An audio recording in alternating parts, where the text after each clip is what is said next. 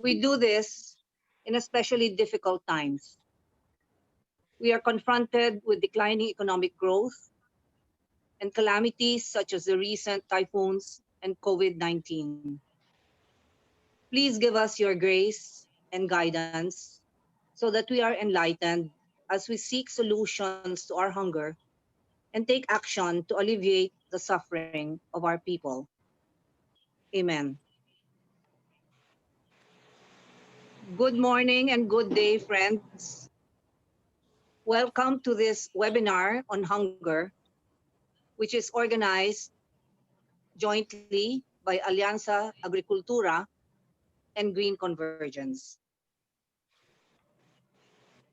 Like everyone else, I am concerned that so many Filipinos are hungry.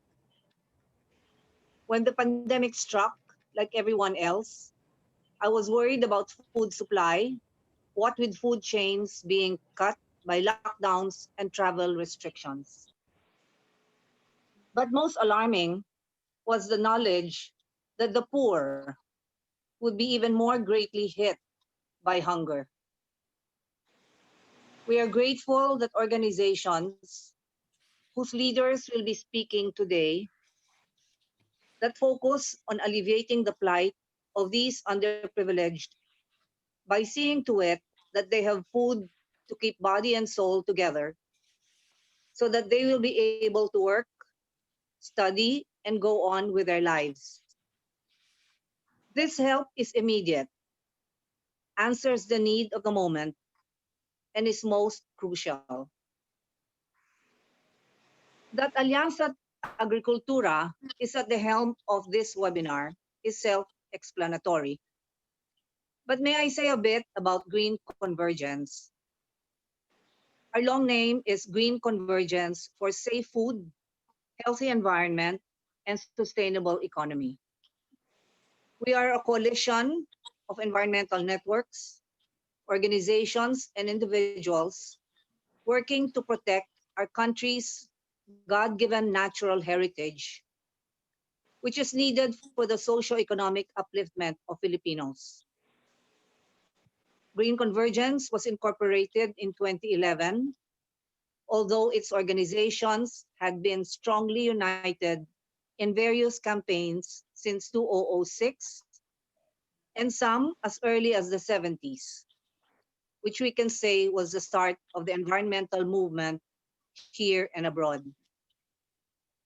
We partnered with Alyansa Agrikultura for this webinar because Green Convergence is likewise concerned with hunger. But our advocacy is for the long term. Our call is for the improvement of the environment, which should result in sustainability of food production. A good environment needs good soil, which has nutrients and organisms that yield healthy and safe harvest, and incidentally, is also a carbon sink, absorbing carbon dioxide and alleviating global warming, which we know has led to severe weather conditions that can worsen hunger. A good environment means good water supply, and this is supplied by forests, which feed springs and rivers, and is needed for irrigation. A good environment means intact coastal ecosystems, corals, mangroves, seagrasses, to ensure better catch. And so let us remember the long-term systems and actions that are needed to end hunger to the greatest degree possible, if not altogether. But today we focus on the immediate need. Thank you all for coming, including our media friends, and joining our webinar. Thank you for your support in spreading the message of health and of hope. Good morning. Good morning. Thank you, Dr. Galang, President of Green Convergence. So before we begin, um, we would like everyone to know that we will have this session recorded, and you can access it in the GC Facebook or in the Facebook page of Walang Iwanan. All right? I'm Tessa Oliva, the Executive Director of Green Convergence, and I'd like to talk about our important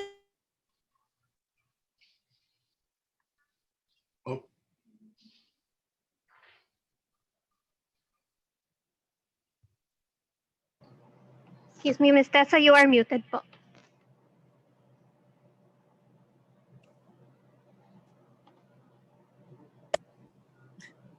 all right.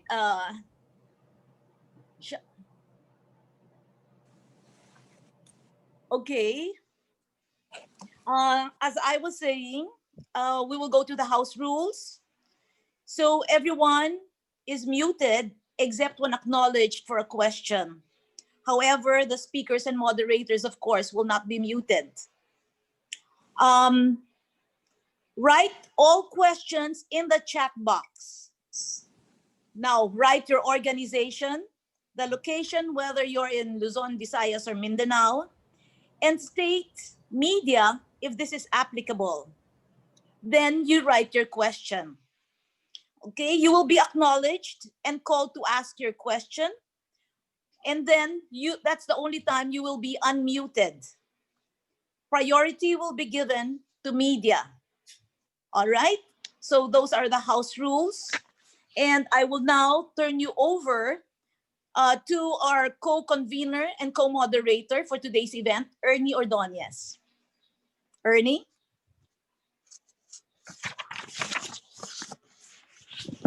What will happen today, Ernie?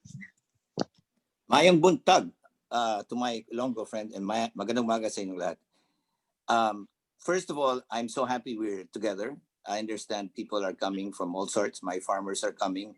The CEOs that other people, such as I saw Ramon de Rosario here, they're coming. The Boy Scouts are coming. We have everyone coming.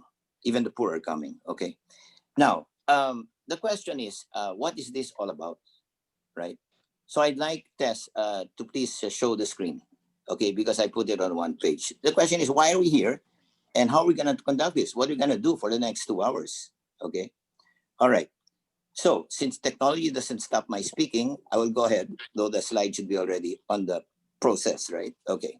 The next slide, which is a little late, is the following. It says, what is the problem? Sometimes we give solutions.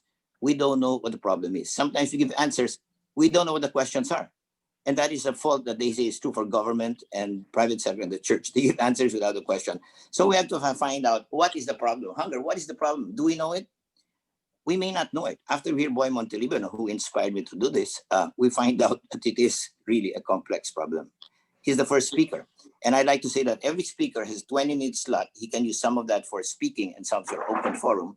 And I like to say in the open forum, media has the priority, but the speakers can also interact. This is a different kind of operation because we're really going to be informal here.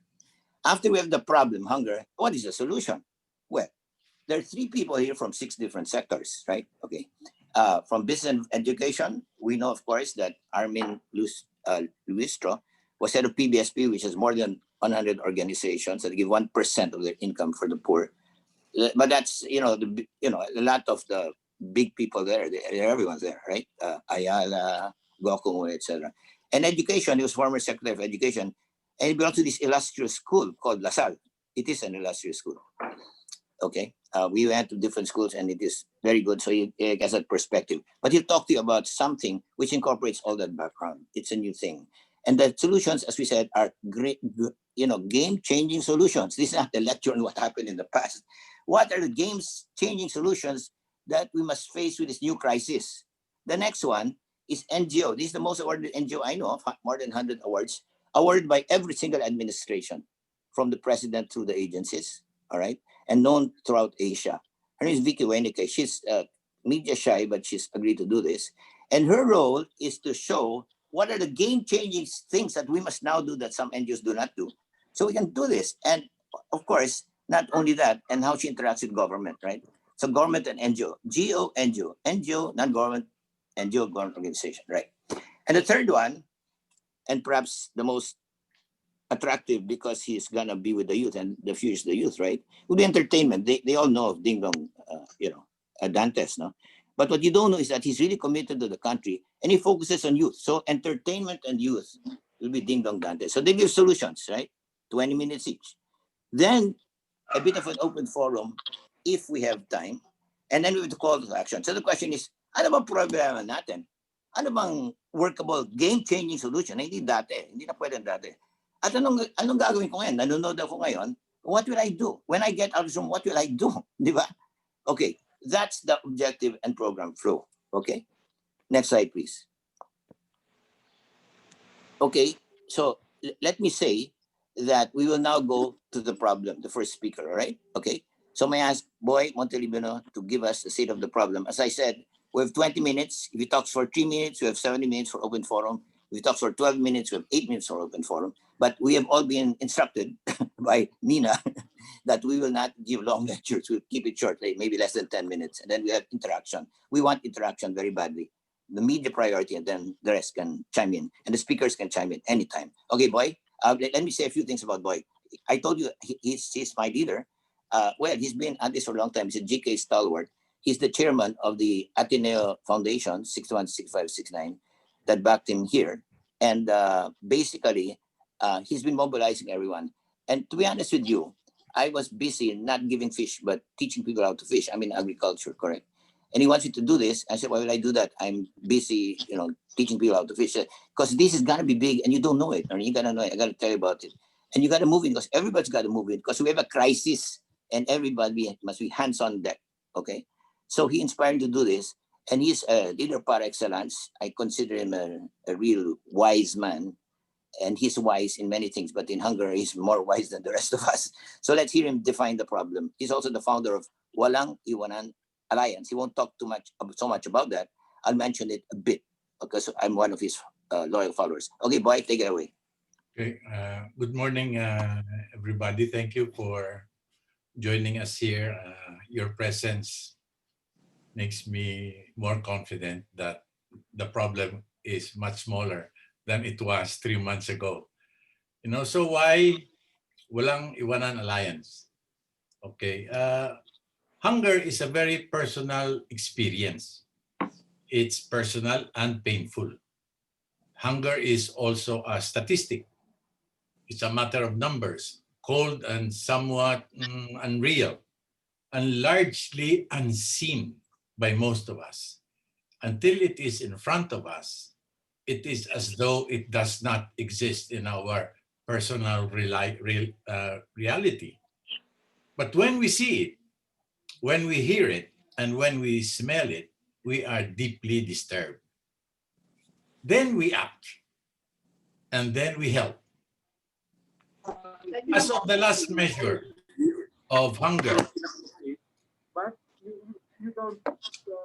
in their field work done in September and results released in early October, SWS reported hunger incidences at an all-time high of 30.7%.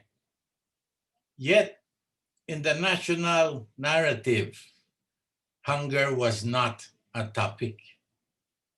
How can hunger affect 31% of Filipinos, yet it is not the #1 viral story of the day or every day until it is effectively reversed?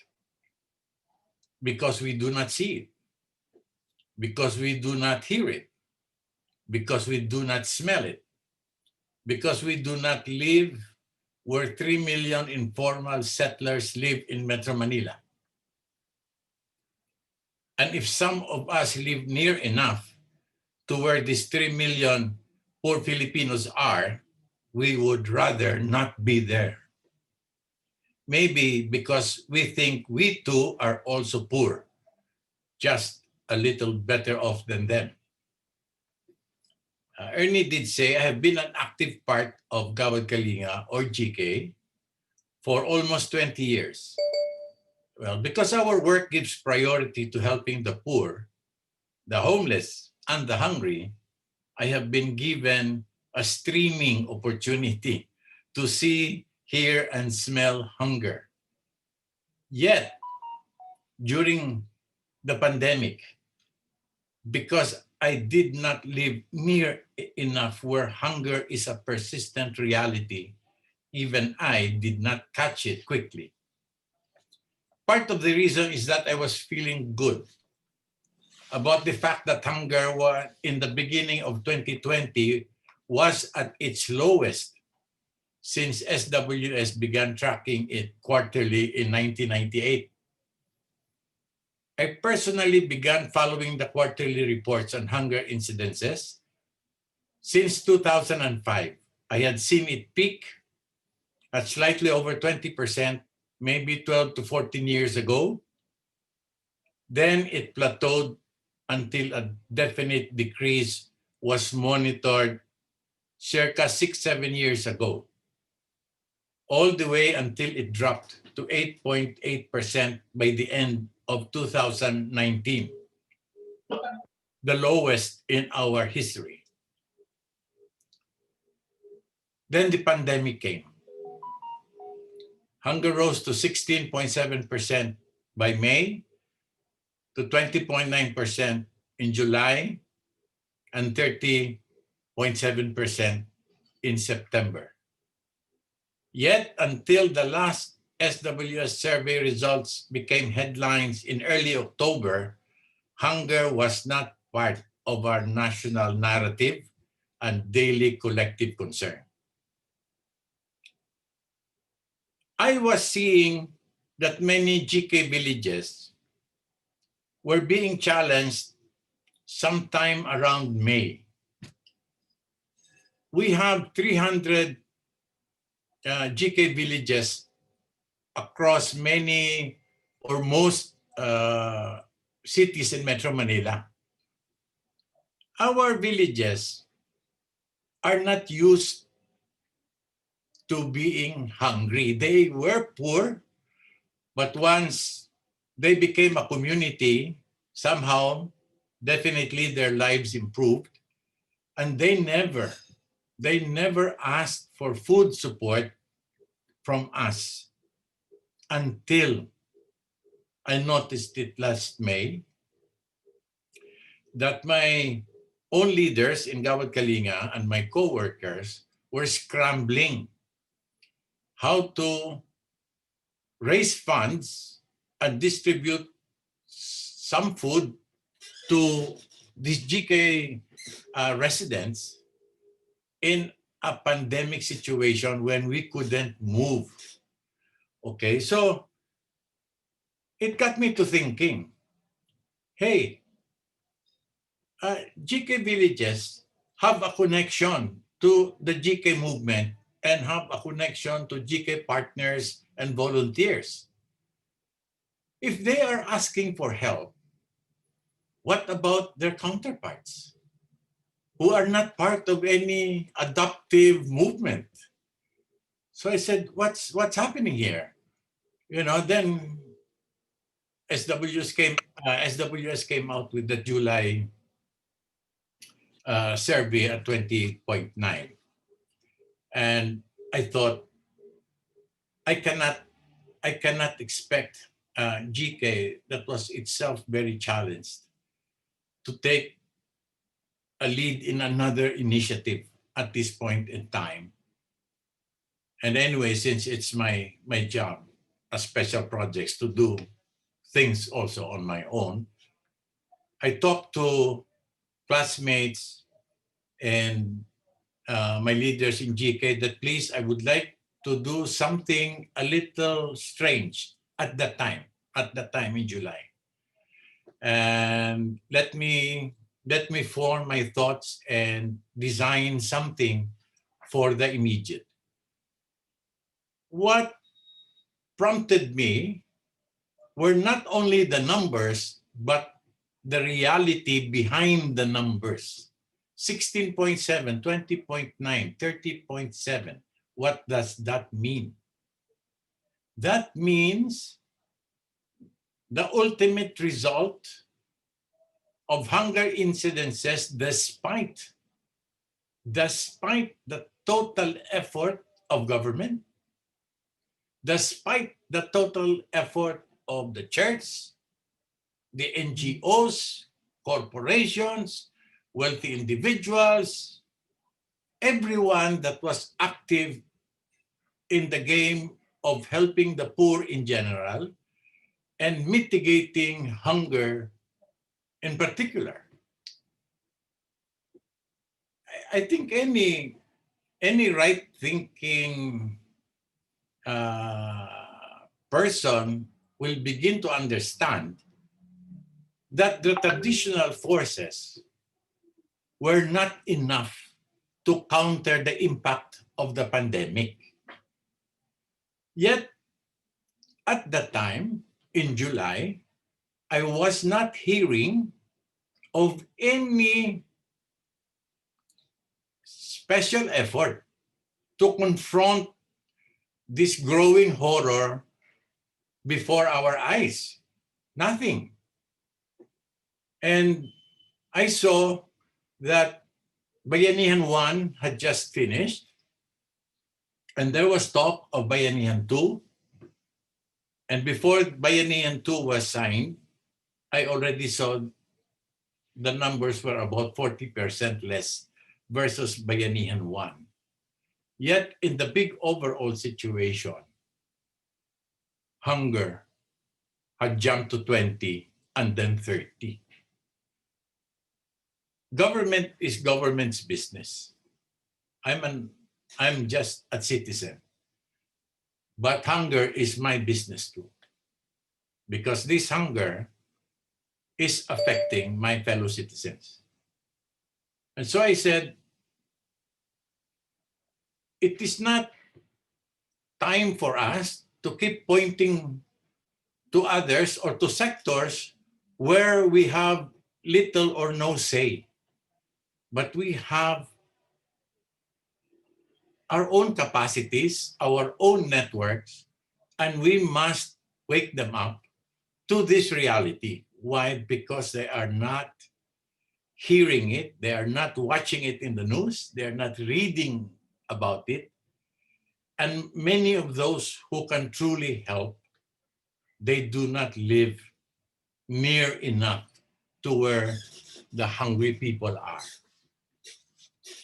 Thankfully, my classmates, despite our senior years, gave me the go signal to move. Thankfully, my own leaders in GK said, yes, Tito Boy, go. So we designed the Walang Iwanan Alliance setup. We articulated what it was for and where we would give priority attention to, which is us, all of us. I had to study the private sector, the population of the private sector. And thankfully, I saw that hunger, even at 31%, was still the minority in our population. So we have a good chance to beat it, in fact, to eliminate it. Because if 30 million are hungry, 70 million are not. And of the 70 million, taking only young adults from 18 to 44, and of course, the older citizens, we would still be more in number and definitely much more in resources than the 30% experiencing hunger. Okay, so immediately it became clear we have to target what we call in WIA, that's WIA is what we call ourselves in Walang Iwanan Alliance. We call that sector the not hungry sector to distinguish it from the hungry sector. That not hungry sector, we began to identify these are the people at the top who are traditionally involved. One, we must appreciate them. Two, they are tired and discouraged, and we must boost their morale. And three, we must help them raise resources because they don't have enough. And four, we must inspire everyone, including ourselves, to join the ranks of active helpers among the not hungry. So we focused, or we would like to give this focus to the young adult sector, 18 to 44 years old. Why? Because they are the ones who have not yet developed a strong sense of charity or philanthropy. They have been, and rightly so, busy in building their young lives, building their young families, building their careers. And I guess until they reach maybe 20, 30 years in their professional lives, that they begin to think of a little more about others who are in need. So we said, let's reach out to them because they are a fresh, numerous, and powerful sector. 18 to 44 is 70 to 75% of our population. Then 18 to 44 years old also make up the vast majority of people we can reach through social media. And when we started, we had nothing except our determination to do something and volunteers who joined us. And we wanted to reach the young. We could only begin with our own networks, begin with a strong story, and then use social media where it's free. Okay, so basically we divided our campaign into two. We have ground operations where we have been recruiting allies on the ground, allies who can do operations on the ground. And then we have a digital information awareness campaign. Basically, that's the heart of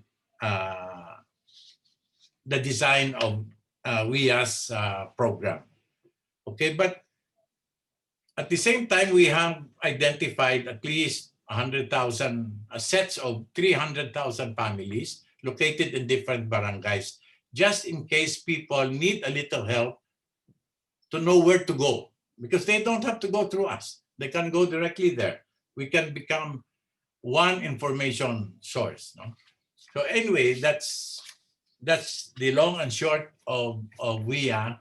I'm just so happy to say that we are now 3 months old, and I'm so happy to say that there is more noise now, and there are so many bigger and more groups that are engaged, and I'm very happy to see also that many of them are very young. Thank you very much. Thank you, Mr. Montelibano, for that informative talk. Okay, are there any questions from the resource speakers? We don't have any questions yet from our participants. Maybe I would just like to repeat that if you have questions, please put it in our chat box, write the name of your organization and your location, and we will call you, acknowledge you to voice out your question. Thank you, Tessa. We have 8 minutes left for his slot. And so I'd like to ask him this question. Boy, as you know, when you talked to me about it, I got very inspired. What is lacking? I mean, you've done a great job and we're on the road. What do you want to see happen in terms of increasing awareness? What else must be done? One, because hunger is not a true reality in the consciousness of the people, especially those who can help, is to bring hunger home, closer to each one, which means really We need to talk about it more. We have to give it a clearer face, a louder sound. And that's why we want an awareness campaign. And this awareness campaign, by the way, is an idea of ours, but it is supposed to be the implementation of everybody else. And I know yesterday from our meeting with Brother Armin, I know it will happen because I know it will reach the students through the universities. And then we have to bring it to the public schools, develop modules, teaching modules that put hunger there and make it, we have to tell ourselves that we will never tolerate hunger anymore. Thank you, Boy. Okay. Are there other questions, Tessa? None at this point. Maybe we can go to our next speaker. Okay, just want to let you know that with this slot, whatever time we say, we can leave it later. So keep your questions, because after each sector is spoken, we have an open forum where all sectors will be answering. Okay. Well, there's So there's the a question. There's a Yeah, question please, go ahead. from Mr. Mario Deliquito of BDO Foundation. Please discuss a little. Well, maybe we can call him. Yeah, please Mr. try and call Mario. him if it's available.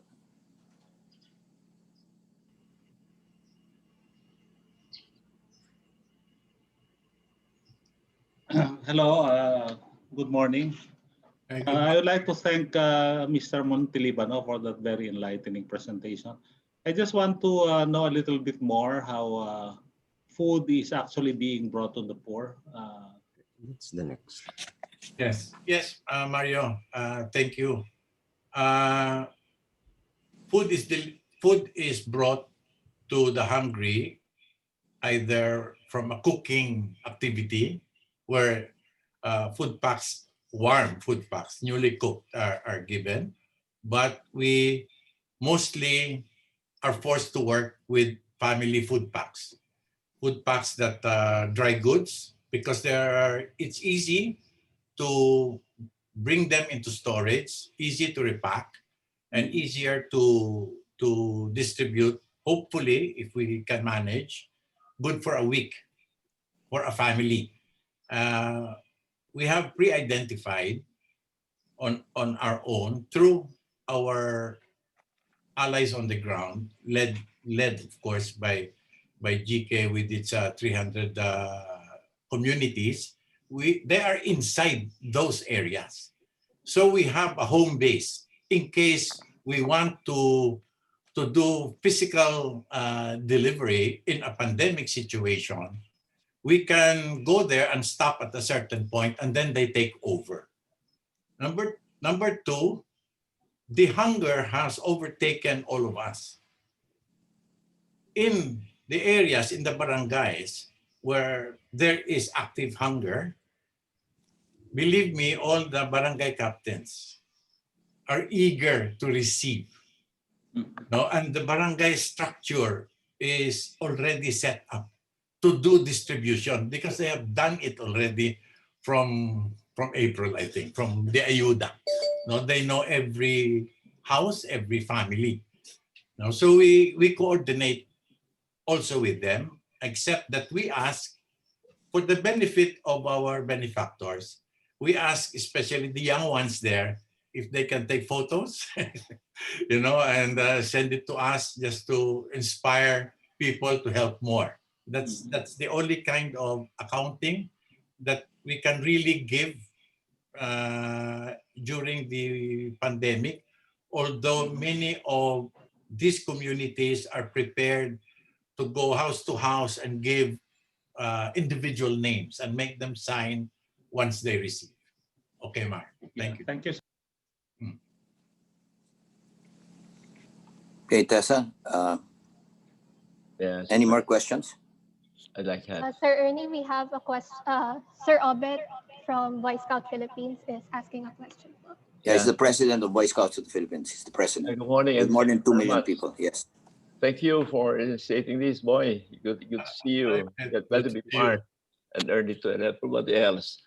we're in Boy Scouts, and right now involved in supporting this urban gathering, having a vegetable garden in every house. And another flagship project is tree planting, fruit trees in the backyard, and reforestation. So our interest is more in production and supplying the needs of every family. My point is we'd like to take part and see how we can really expand this in a bigger way. And I see this as an opportunity with you there and the other groups. Because really, I think if we can produce vegetable in every backyard, we signed a memorandum agreement with DA and BPI. And so we're now putting up nurseries in every council. We have 124 all over the country. And we're also trying to get this tree planting as a national project, aiming 5 billion trees every year, because we think that this is one of the reasons why we are running short of food. The soil erosion caused by deforestation is getting all these fertile soils down to the houses for floods, and that's why we're not earning. Food production is adversely affected. So we'd like to be able to participate. We'd like to know more how this can be adopted as a nationwide project. We'll be supporting the project, Boy. Thank you. Obed, Yeah. you are doing things even that we cannot do, but may I ask one favor from you? Okay. Yeah.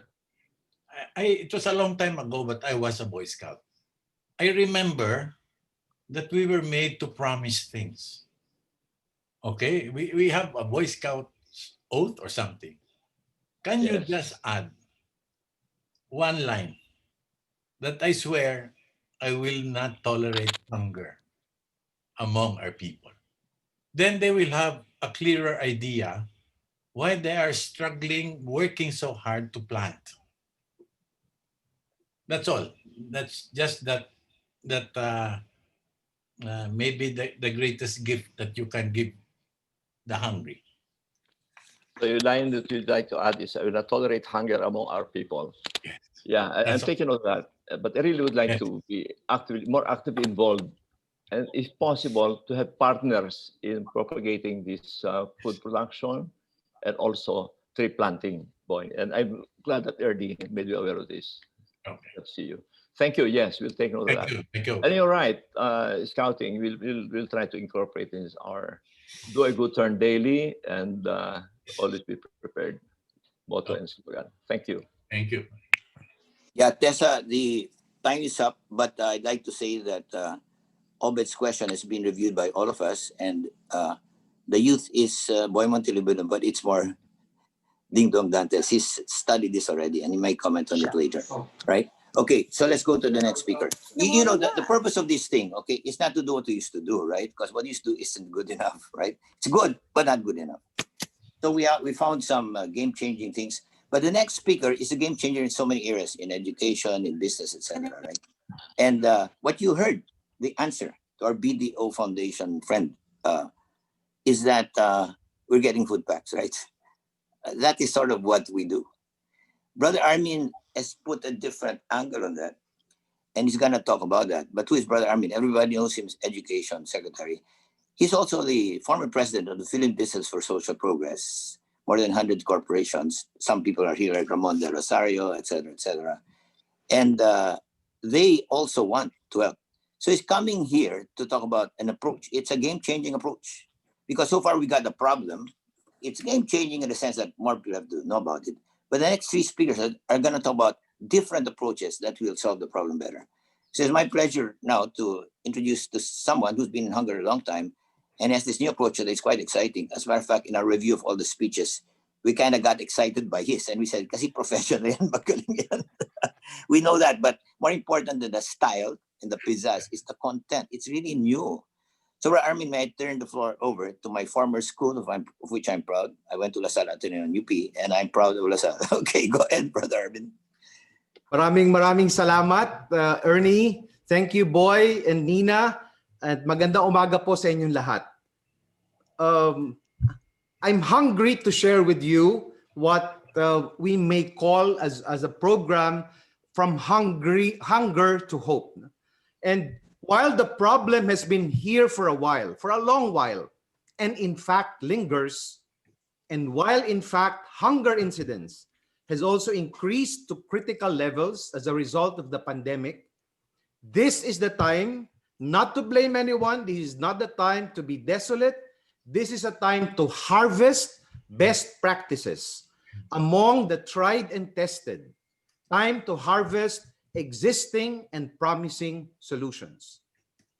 There has also been multiple initiatives, both by national government, local government, private groups, corporations, foundations, individuals.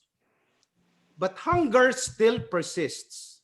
But there are solutions in sight, which came to light, and maybe this is the silver lining, because of the pandemic. I belong to a group that several months back came together and started to discuss the hunger crisis. We don't have a formal name yet. We call it a hunger project.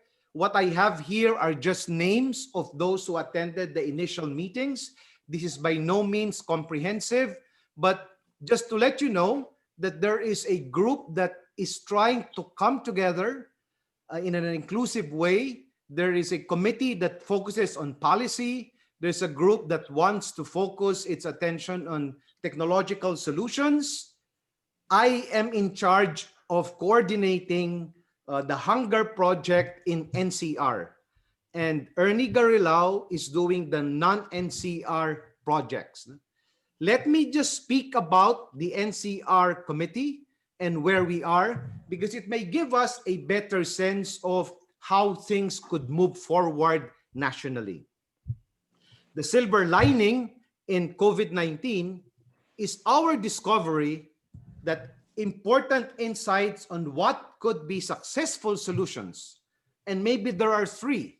First, the successful solution should not be alien to our culture.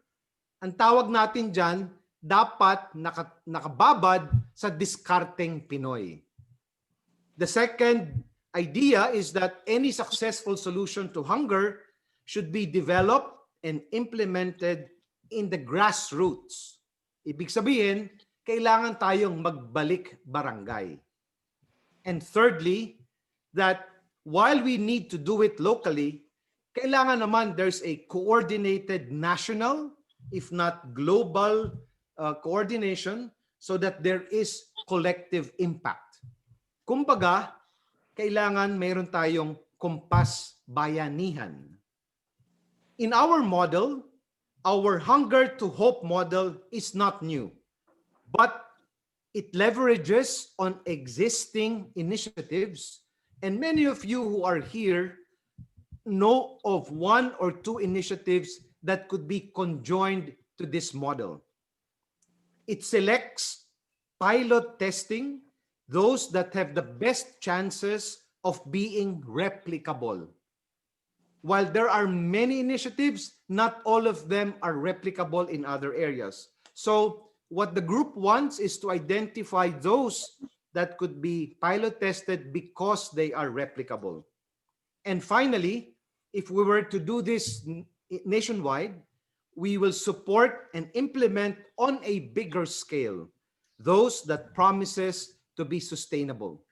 So the key things for us are really existing, replicable, and sustainable initiatives. Hunger to Hope, as you can see in this model, is grounded on inclusive partnerships. Ika nga ni Boy, talagang walang iwanan. Walang maiiwan kung lahat magtutulungan. Yan ang diwa ng tunay na bayanihan. From our end, universities and school communities could contribute policy formulation and action research. Business sector can promote micro and small economic initiatives and should not compete with those small sari-sari store, karinderya, talipapa. CSOs should ramp up community projects, but this time working together, hindi na nagkakanya-kanya, to achieve collective impact. Churches should engage in sustainable welfare and charitable services that are empowering and move away from simple dole-outs. LGUs should work in partnership with all other groups based on evidence and without politicizing the interventions. Sana ganyan. Ito yung pangarap ng Project Hunger. And if we were able to push for this, this may be our only way to truly end hunger in the Philippines. If we work together, we have every chance to be successful this time around. Our partnership model should be replicable and transferable. And just as an example, while the problem may look overwhelming, if you look at figures nationwide, we can make small steps and begin with biteable pieces. For example, our coordinating group was recently formed as a coalition in NCR. A dozen universities located along Taft Avenue, that's the South Manila Educational Consortium, has been challenged by Bishop Pabilio of the Archdiocese of Manila to respond with programs for families experiencing severe or moderate hunger. The Archdiocese covers these 5 cities in NCR. Hunger to Hope is looking at a model that really starts with fresh supplies from farmers, and we must add fisherfolk. Hopefully, we will be able to buy those from them at a fair price, not the usual price that is controlled by traders. We are looking at parishes and schools as temporary hubs where those fresh supplies can be made available in the city.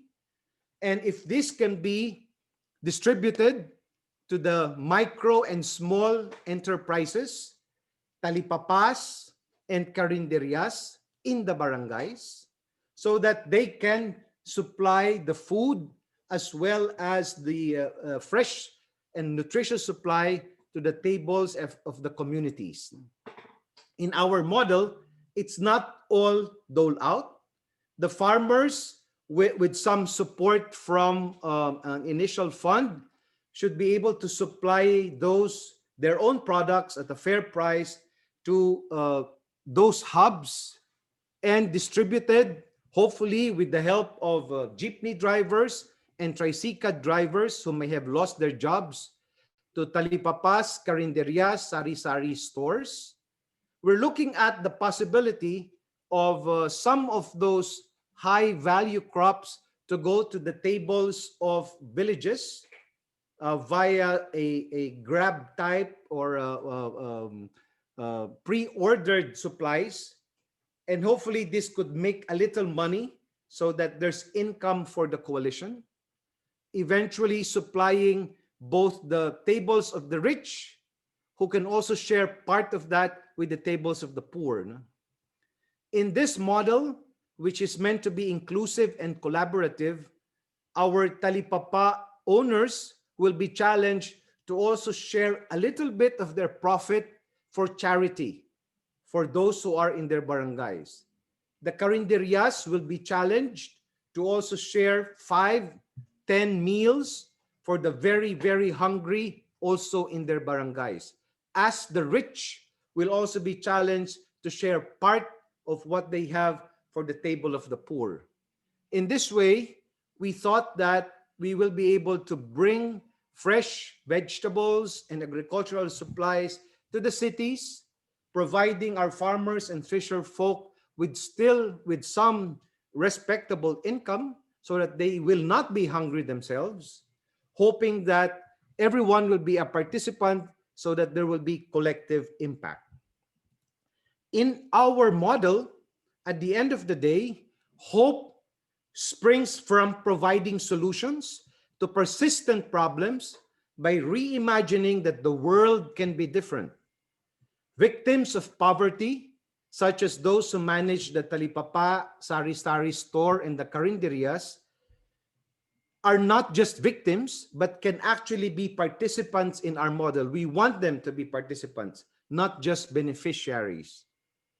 Hope springs from the courage to restart our world and recreate a compassionate economy, one that includes everyone and excludes no one. Pati yung tricycle driver at saka jeepney driver na nawalan, kailangan dalhin natin dito. Hopefully, this will also restart the local economy. Ito talaga ang walang iwanan. Finally, hope springs from the fact and the belief that no one is so poor as we have nothing to give. No one is so rich as they have nothing to receive. And in this model, we're hoping that all of you who are listening will be able to look back at our existing model and let us know if you want to participate in the supply side, in the transportation side, in the feeding side, or in the micro lending segment. And if we all work together, I think each one of us will have a niche here. We don't have to be engaged in all the processes, but every one of us can have a contribution. Maraming salamat po. There is hope even in the midst of hunger. Magandang umaga po sa inyong lahat.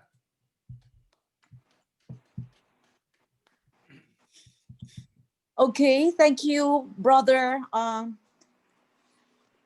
Luistro. We have one question from the Facebook. This is from Carrie Tharan. To what extent have we mobilized the private sector to address our hunger problem? For example, the supermarkets and restaurants. In the United Kingdom supermarkets, there is a food bank where shoppers can donate extra buys to the needy. So that's the question. Well, most of the big business corporations, the malls and the groceries are part of the big coalition. So they are actually part of the, especially in the NCR. But as we have already recognized during calamities, for example, we worked in partnership with BDO Foundation, and we distributed a lot of supplies, family relief packs, using Save More, because they have pre-positioned bags, family bags, all the way to the provinces. So there is a logistics committee that actually looks at both the transportation and the systems that are already in place. So we don't want to create new interventions. Whatever is existing, we just need to ramp it up. But the most critical is information. Which truck is going to Cagayan tomorrow? And that's really, when you come down to it, the relevant information given to us, hopefully in real time, is the most critical for this, because you can save a lot if you're able to do that. So our invitation is, if you know of anyone, but don't point at others. Start with ourselves. Don't say that group can help. Our appeal is, if you can help, even if you can help just one family, contact us and we will assign you one group or one family to help, so that everyone cannot just come up with nice ideas. We want you to participate, and as we come together, it will be so much easier to work on the big problem together. Okay, Mr. Lito Pardo has a comment.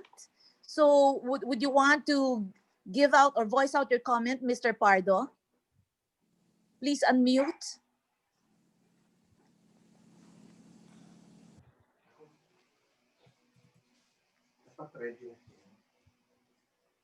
And we also have Gabriel Maria Lopez, who has a comment about what they do in Ateneo.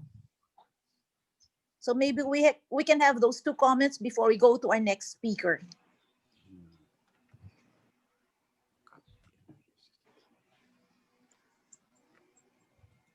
Or maybe I can just read out. Yes, it says here from Mr. Lito Pardo.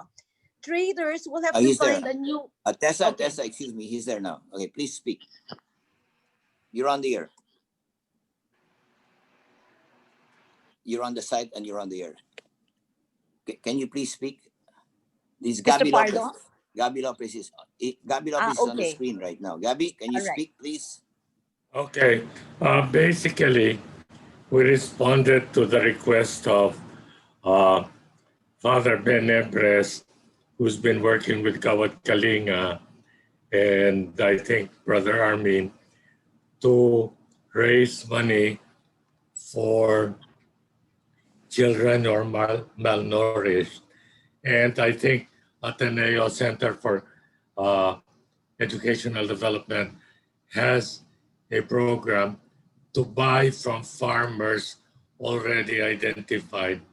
And these fresh food are delivered to Ateneo every week, and then they're distributed to the beneficiaries around Metro Manila. We selected muna 2 elementary schools in San Mateo. Today we just delivered, and this has been going on for 3 weeks now. Salamat po. Salamat, Gabi. The Ateneo and the Jesuits, Tanging Yaman, is part of the coalition. In fact, the Yes. model of buying from the farmers directly comes from them. They, in Yes. fact, used to buy, they are buying rice as an example. The farmers in Tarlac were selling their rice at 8 pesos per kilo to traders. The Jesuits bought those at 20 pesos per kilo to make sure that they get the fair price. They're selling it at around 37, 38, and that's even lower than the prices in the supermarket. So it's really a win-win situation, and we could actually work with each other. Our major partner in the Archdiocese of Manila, obviously, is Caritas Manila. But all of Yes. these players are part of the model, and they're really in the coalition. Bravo. Yeah, that's a wonderful model. So shall we go now to our next speaker, Ernie? Yes. As we see, we're getting new approaches, and the innovative approach of Brother Armin can be cut up into pieces. As he said, you don't have to do the whole thing, and that's what we like to do here. As we go out, we will ask each of us will ask from ourselves what part of this where we play a part, but we gotta play a part. Well, the one who plays a part, the best in the country, she's been with this for 20 years. She's had more than 100 awards. Every single president has given her awards through agencies and through the president office himself. I'm really happy that she's camera shy. She made us an exception. But I said, if you want credibility, this is the one that's the best, right? And yet, even though she's the best, the question we have is, what would she share that is, in fact, game-changing? Because the purpose of this forum is to tell us new ways, right? And actually, Vicky has been doing always well, but she's also doing new ways. And we'll hear from her. And this is, for us, the star, because she's the one who has a track record that's outstanding. She's the only one I know that has been in every single region, in every single province. And she's the only one that has a MOA with every single LGU in Metro Manila. Oh, when she calls, everybody comes. So that's another thing, right? Many of us say government, they can do their own, and we'll hear from her. What is her secret and what should we do? Okay, her name is Vicky Wieneke. Vicky, please take it away. A blessed morning to all. Thank you, Walang Iwanan Alliance, Boy and Ernie, for inviting and giving me this opportunity to reach a wide audience. It took much persuasion from Ernie for me to do this. I'm really not a speaker. I'm a workhorse. I'm here not only to talk about my work, but also to learn from you, to learn from the other speakers, and to learn from the audience. Give us your comments. To start, allow me to give you a brief on my NGO and the work we've been doing for the last 20 years. Kabisig ng Kalahi has been working for the past 2 decades on a long, sustainable, and successful feeding program for malnourished children to address the hungry and malnutrition of marginalized children all over the country so that they're given a fighting chance at life. We brought the program nationwide as far north to Kalinga, Apayao. May konting kwento, no? Kasi in Kalinga, Apayao, where we had to observe strict curfew as LGU warned us that there were still headhunters in the deep forest and they sometimes venture out at night. Everywhere we go, merong konting storya kasi we've been to the remotest places.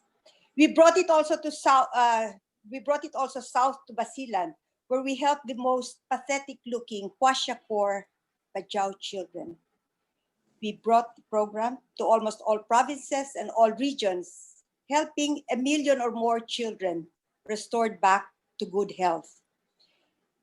We were able to do this in a big way because of strong corporate support.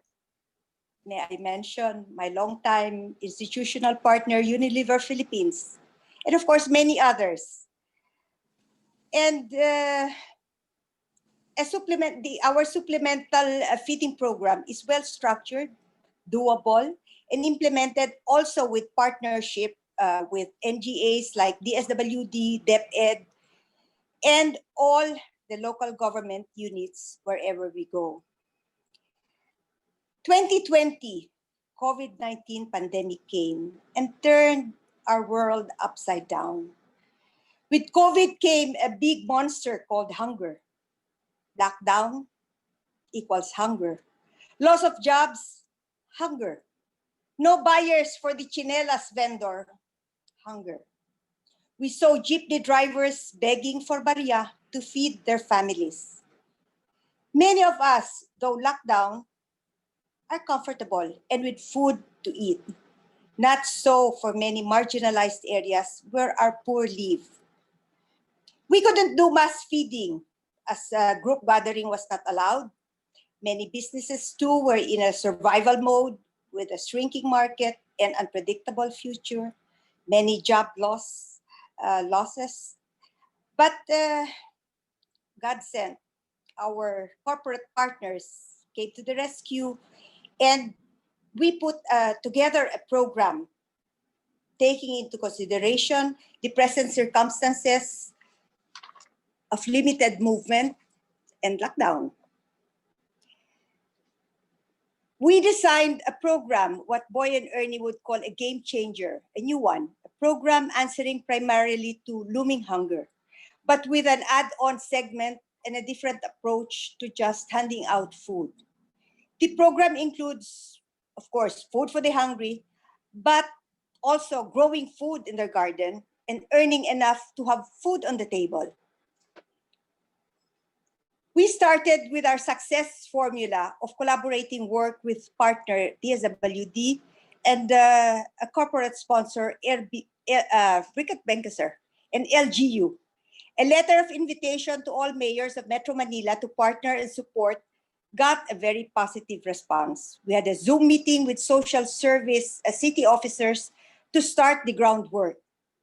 They were asked to submit the barangays where the program will be implemented, much need, where there's such a much need of help.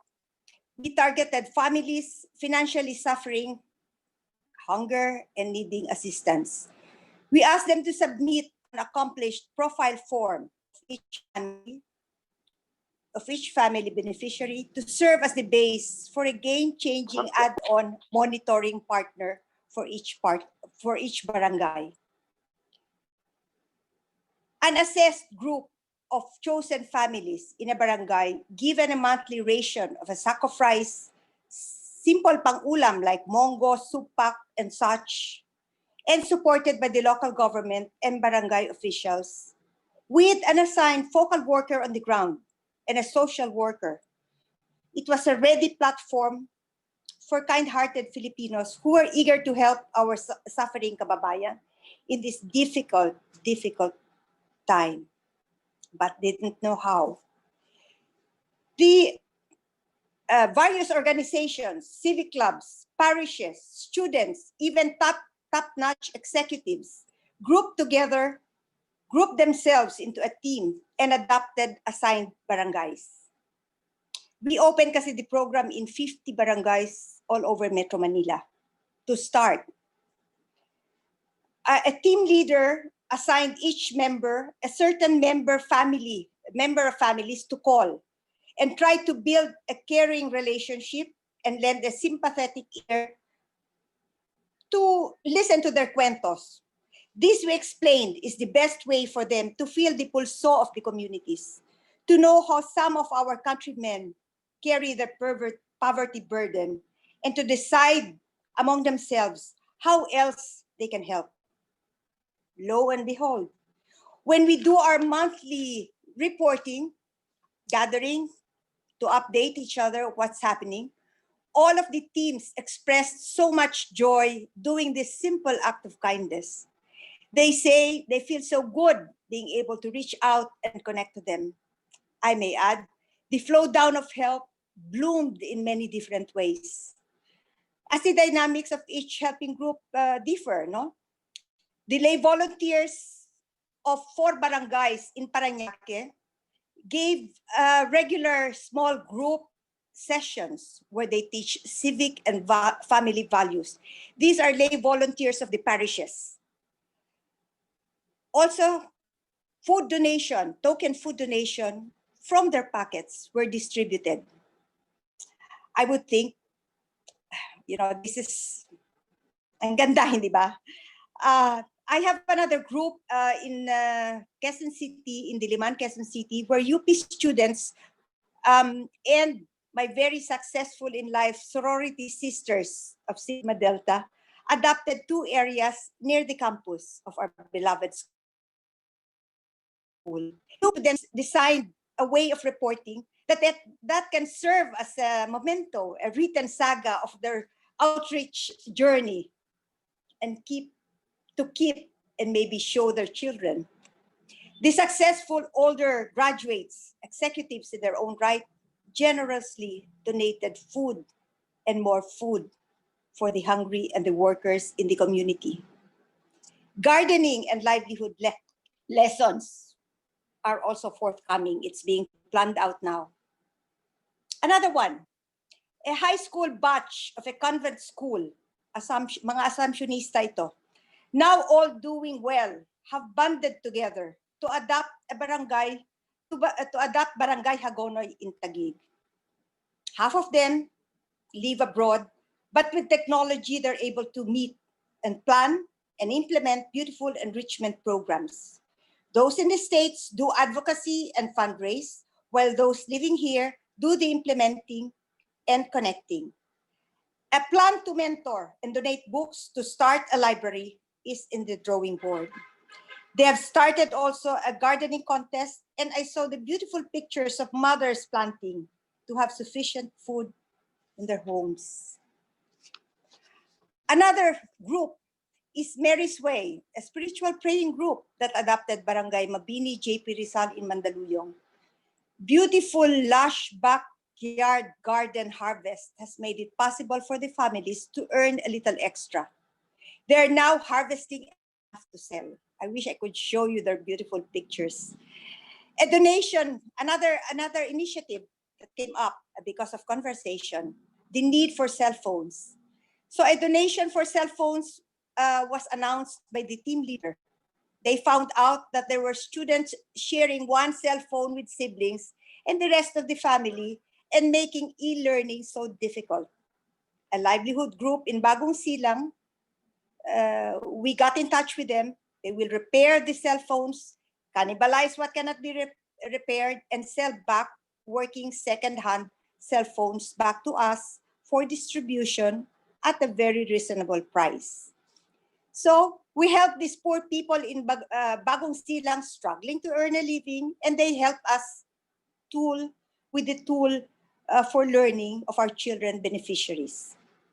Such a win-win situation, di ba? Sonta Club of Makati members,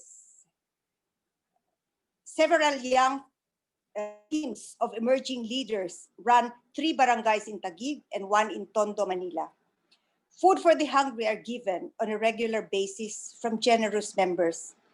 Conversation brought out an issue needing resolution, and a team leader endorsed the mothers to a Hunan group that helped them with the capital to extend their pangkabuhayan selling. This and many more heartwarming stories emerged from this public-private collaboration that we call Food Share Program. And we're ready to roll out and bring it outside Metro Manila. I believe it is a good platform for private groups to help resolve poverty issues, and more particularly hunger during this difficult time. Government is moving in a big way with the Task Force Zero Hunger, headed by Cabsec Nograles, there to act, support, or work with the private sector to avert hunger. It mobilizes all government agencies to move with this one goal in mind: work for zero hunger. So, tulong-tulong lang po.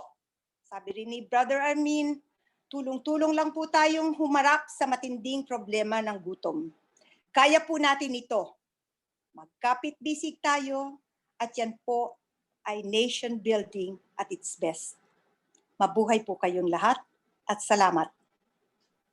Thank you, Vicky. That was a comprehensive system, not just dole out, but capacity building, and they have a system to sustain the connection. Thank you. Now, we don't have any questions, but if there are comments from our speakers, that would be most welcome.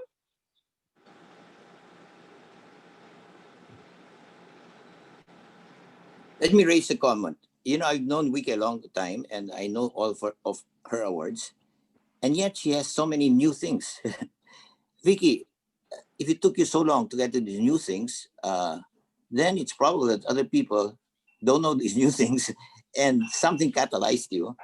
What can you do so that others are similarly catalyzed so they can do those new things? Because you're doing it well, and I know you're in all the provinces, but of course, all the provinces cannot follow what you're doing right now. So what is the one thing we who are listening to you can do so that we can probably get some of the new things you're talking about and how we can spread the good word? Because we need, as Boy Montelibano said, new practices. Can you tell me what can be done?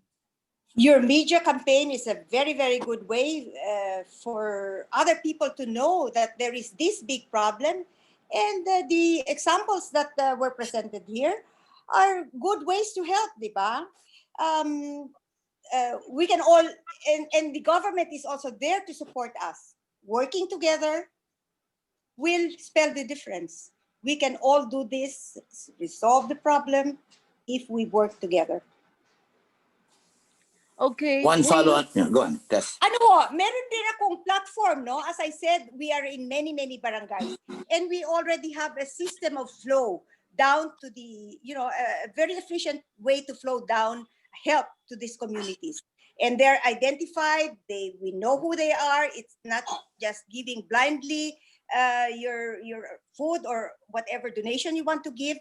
It goes to people who really need it and also who deserve it, because these are people struggling to get out of the system and help themselves, be self-sufficient, and they deserve our help. Even the very, very poor ones that we see send their children to school because they believe education is a way out of poverty. Struggling as they are with money, they still are able to do many, many things that is good for the country. All right. We have someone here called TNG who wants to share some ideas too. So may we call on TNG to speak or share your idea? Hi. Sorry for the and thank you very much for the opportunities.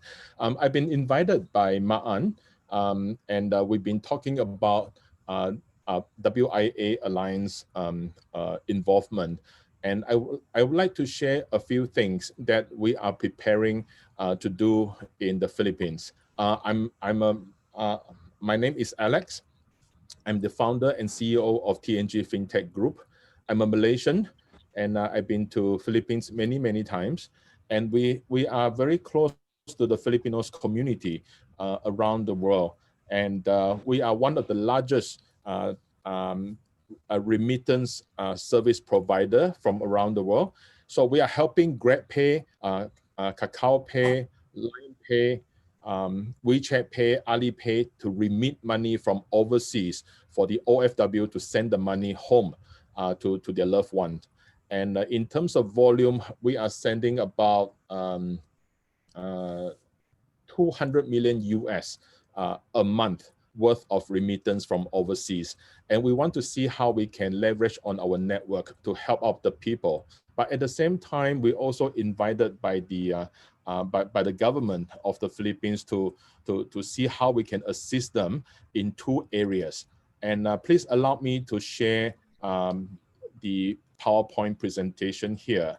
Can everyone see on the screen? Excuse me. We would love to hear that, but can you limit it to like 4 minutes because Yes. we have very tight time frame. Can you do it in 4 minutes or less? Yes, very quickly. Thank you. Thank you. All right. Now, this is just one moment. Okay.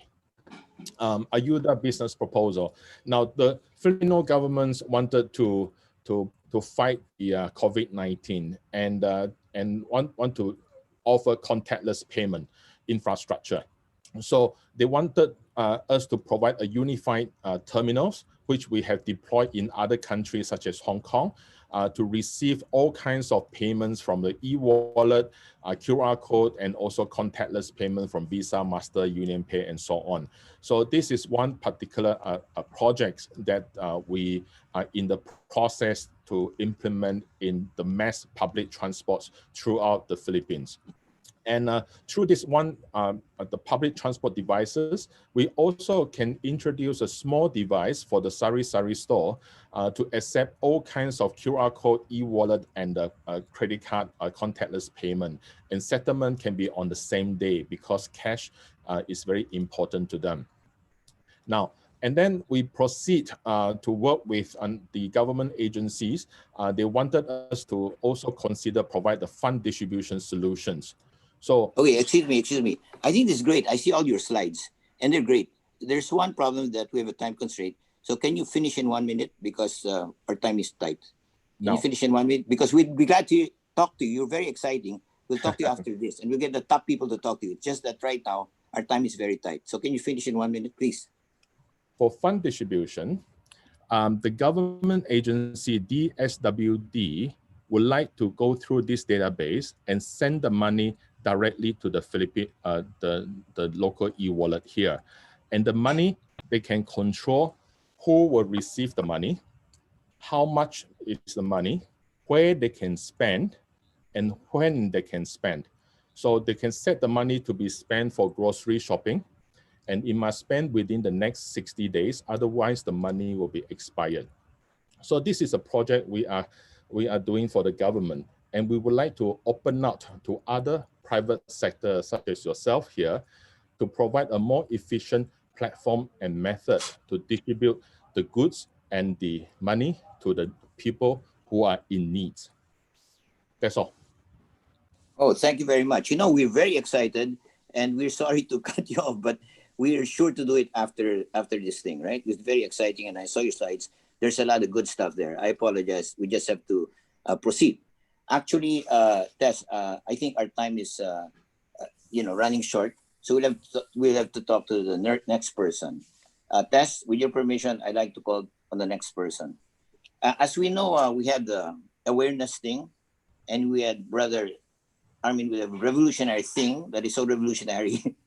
We need to make sure it works with different people. And I said, don't worry, you can do it bit by bit. Then with Vicky, the star of all seasons, and yet with their experience, she's doing some new stuff here.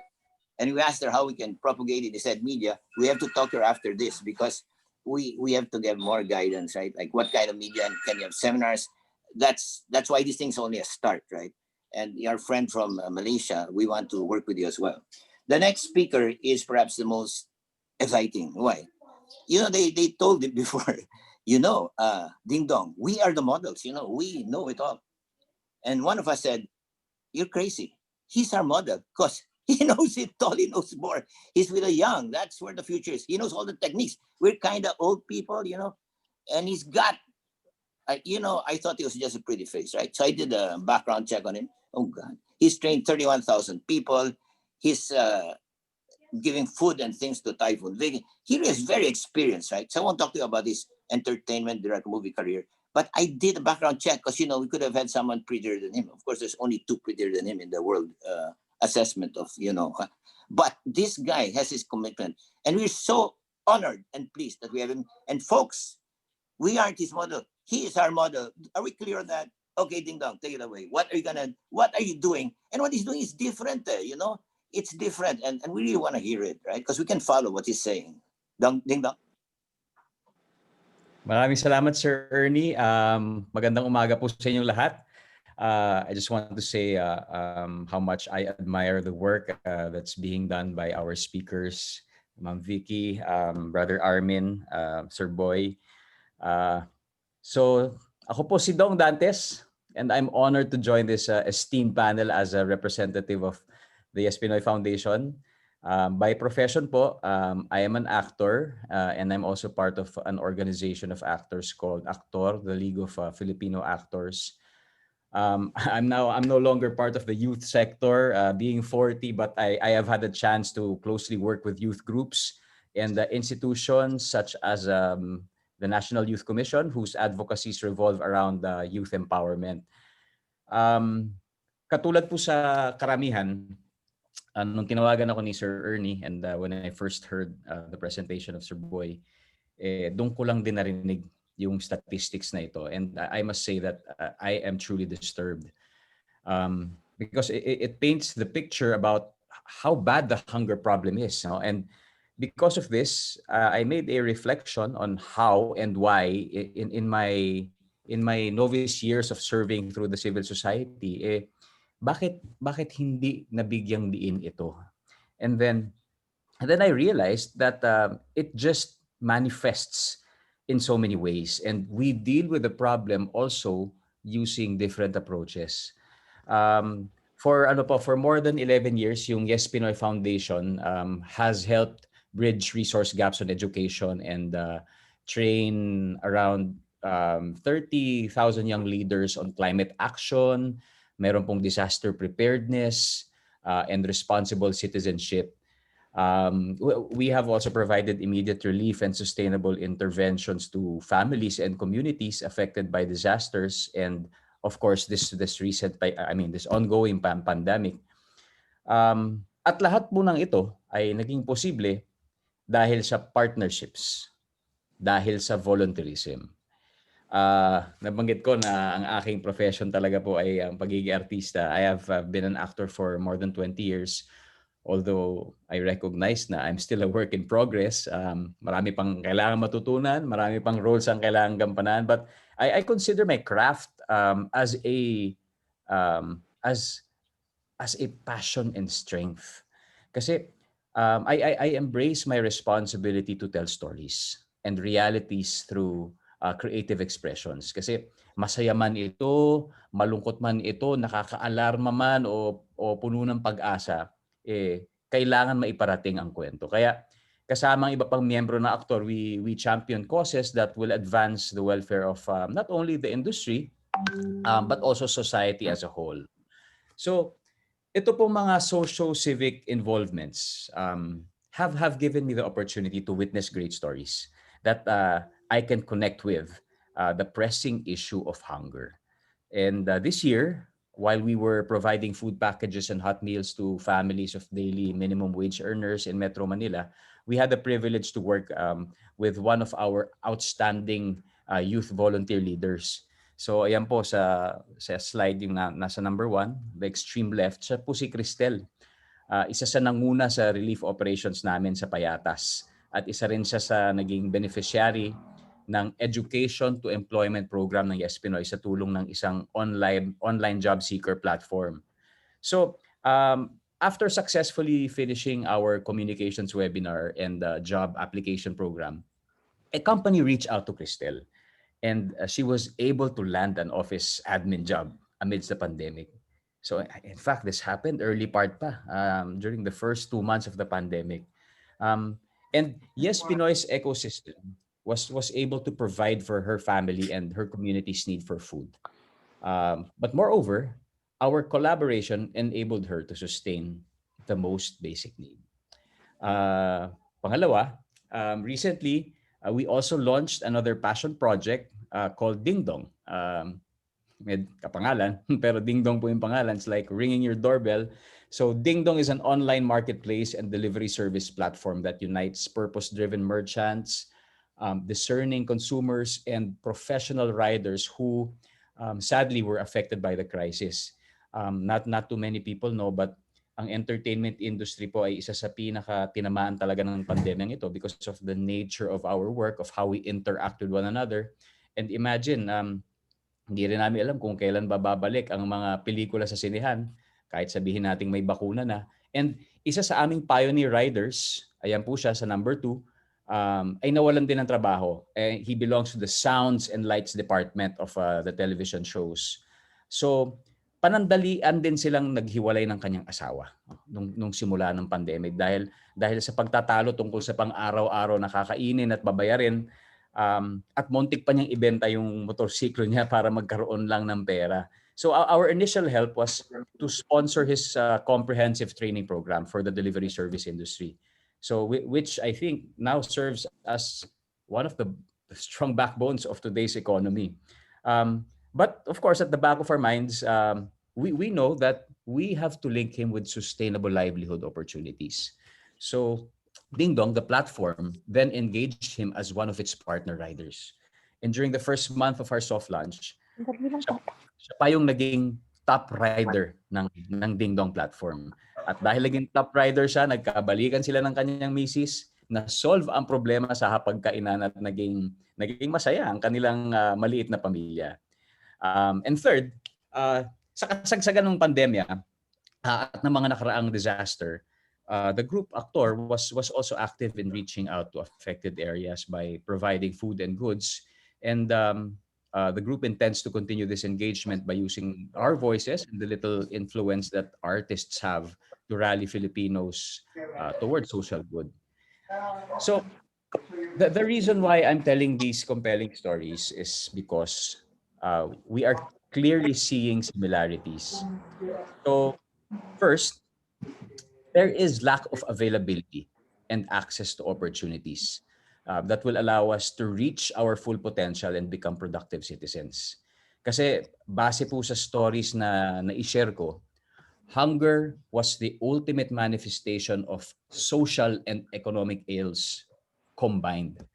And because of the crisis and disasters, jobs, livelihood, they were lost, which limited people's resources to put food on the table. Pangalawa, immediate interventions are very crucial in saving lives. But, gaya din sinabi ng mga speakers natin, long-term solutions are imperative to make people thrive.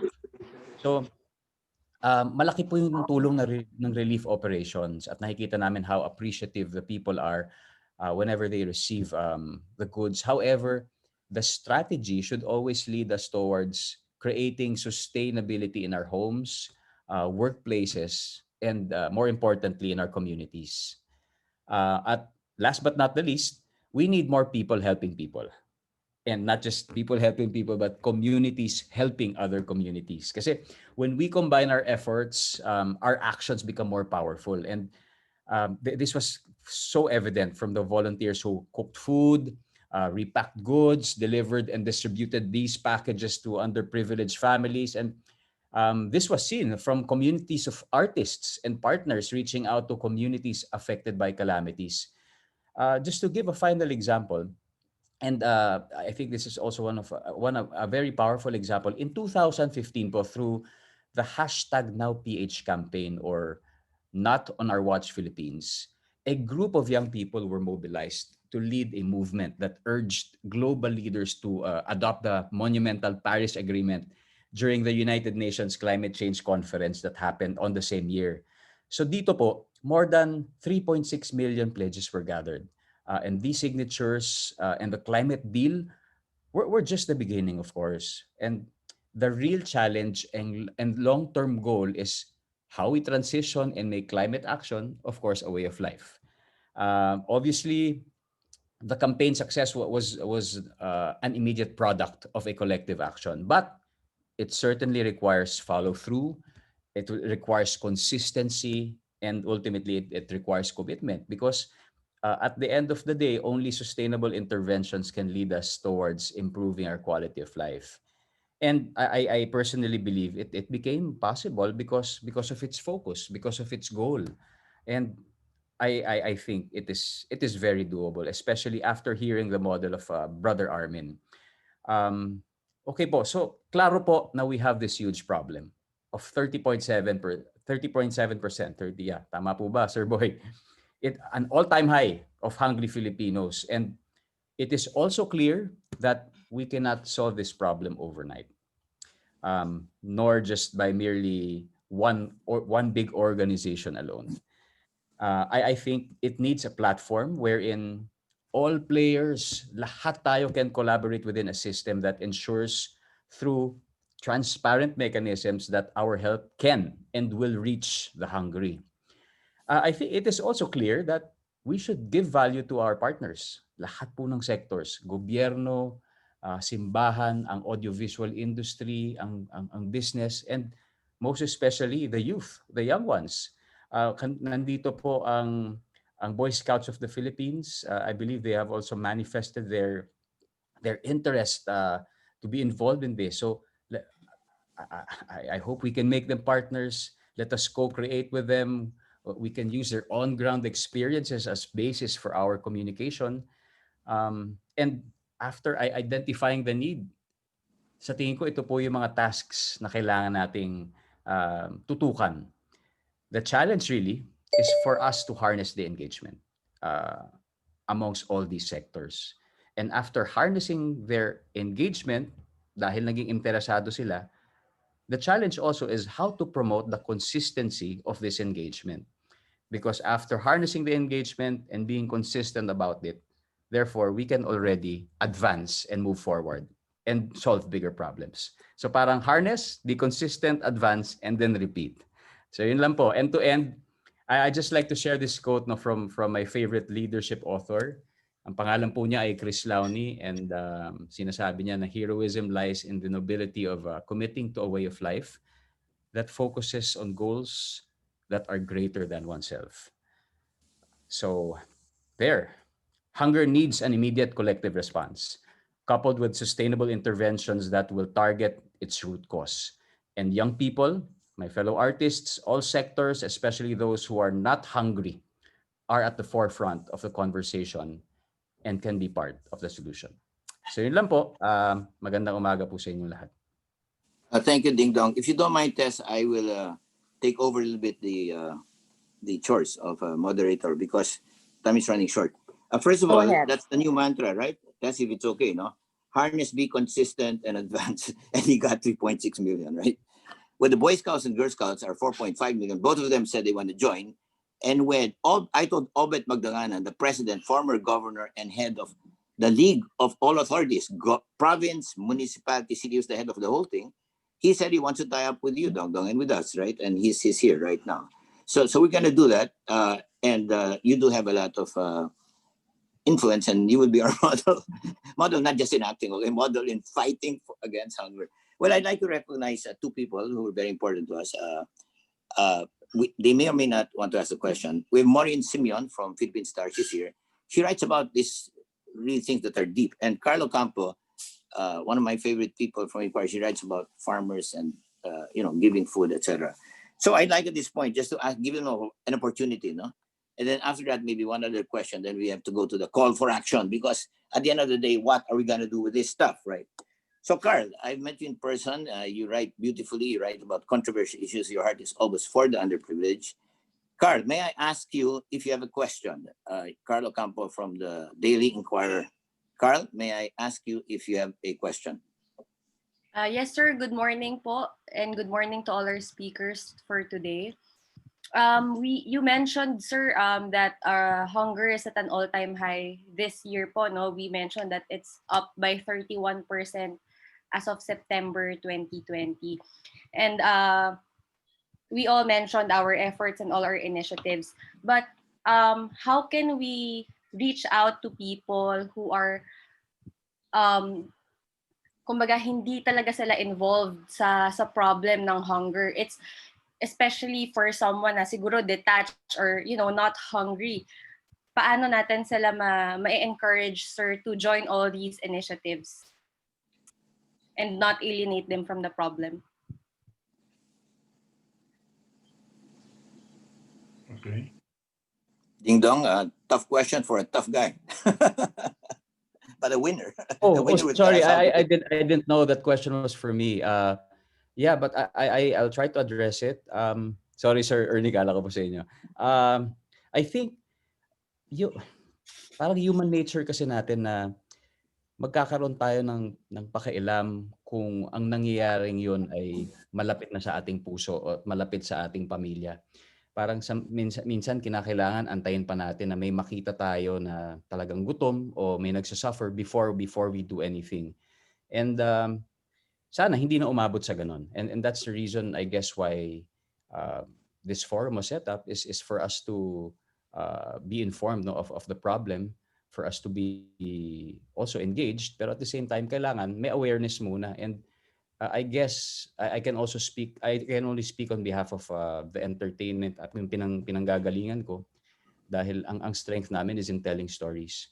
Kapag nanonood ka ng mga documentaries, kahit hindi sinasabi ang call to action, pero it sparks a certain thing in you that meron kang gustong gawing action dahil naunawaan mo at naramdaman mo yung emosyon ng kwentong inihahayag, di ba? So I think one of the contributions na pwede namin ibigay ay kung paano namin maikikwento ang sitwasyong ito through our stories, creatively, para mas maunawaan, at hindi lang maunawaan kung hindi maramdaman ng mga tao yung kasalukuyang sitwasyon. Thank you, sir. Thank you, Dingdong. Tessa, may I call the other person, another powerhouse writer? Maureen Simeon from may I? Please go ahead. May I answer that? Sure, go ahead, please. Ang ganda na nga nung sinabi mo, Dingdong, yung kwento at media campaign nakakatulong. Alam nyo, nung inimbita ko nung una yung mga private individuals to join, medyo hesitant sila. But all it needed was to make sausaw. Mag-umpisa lang sila at makikita nila, nahulog din yung puso nila pagkatapos. Nung narinig nila ang mga kwento nito mga poor people trying to survive. A good way also, kumbinsihin lang natin, try it without asking too much from you. Listen to them, hear their stories, and that will really push you to move. Thank you, Vicky, from a winner, a multi-awarded lady, the most multi-awarded lady. She knows what she's talking about. And I noticed that was your answer, media, and that's him, right? Okay, the next one I want to call is Maureen Simeon, another outstanding writer, this time from Philippine Star with Miguel Belmonte, who is very conscious about helping the nation. Maureen, would you like to ask a question? Maureen Simeon. Sir, unfortunately, she was disconnected po. Disconnected. Yes. Okay, well, at this point, Tessa, I'd like to ask, because Secretary Carlo Nobraz is very, very busy, but he said he'd try and make it.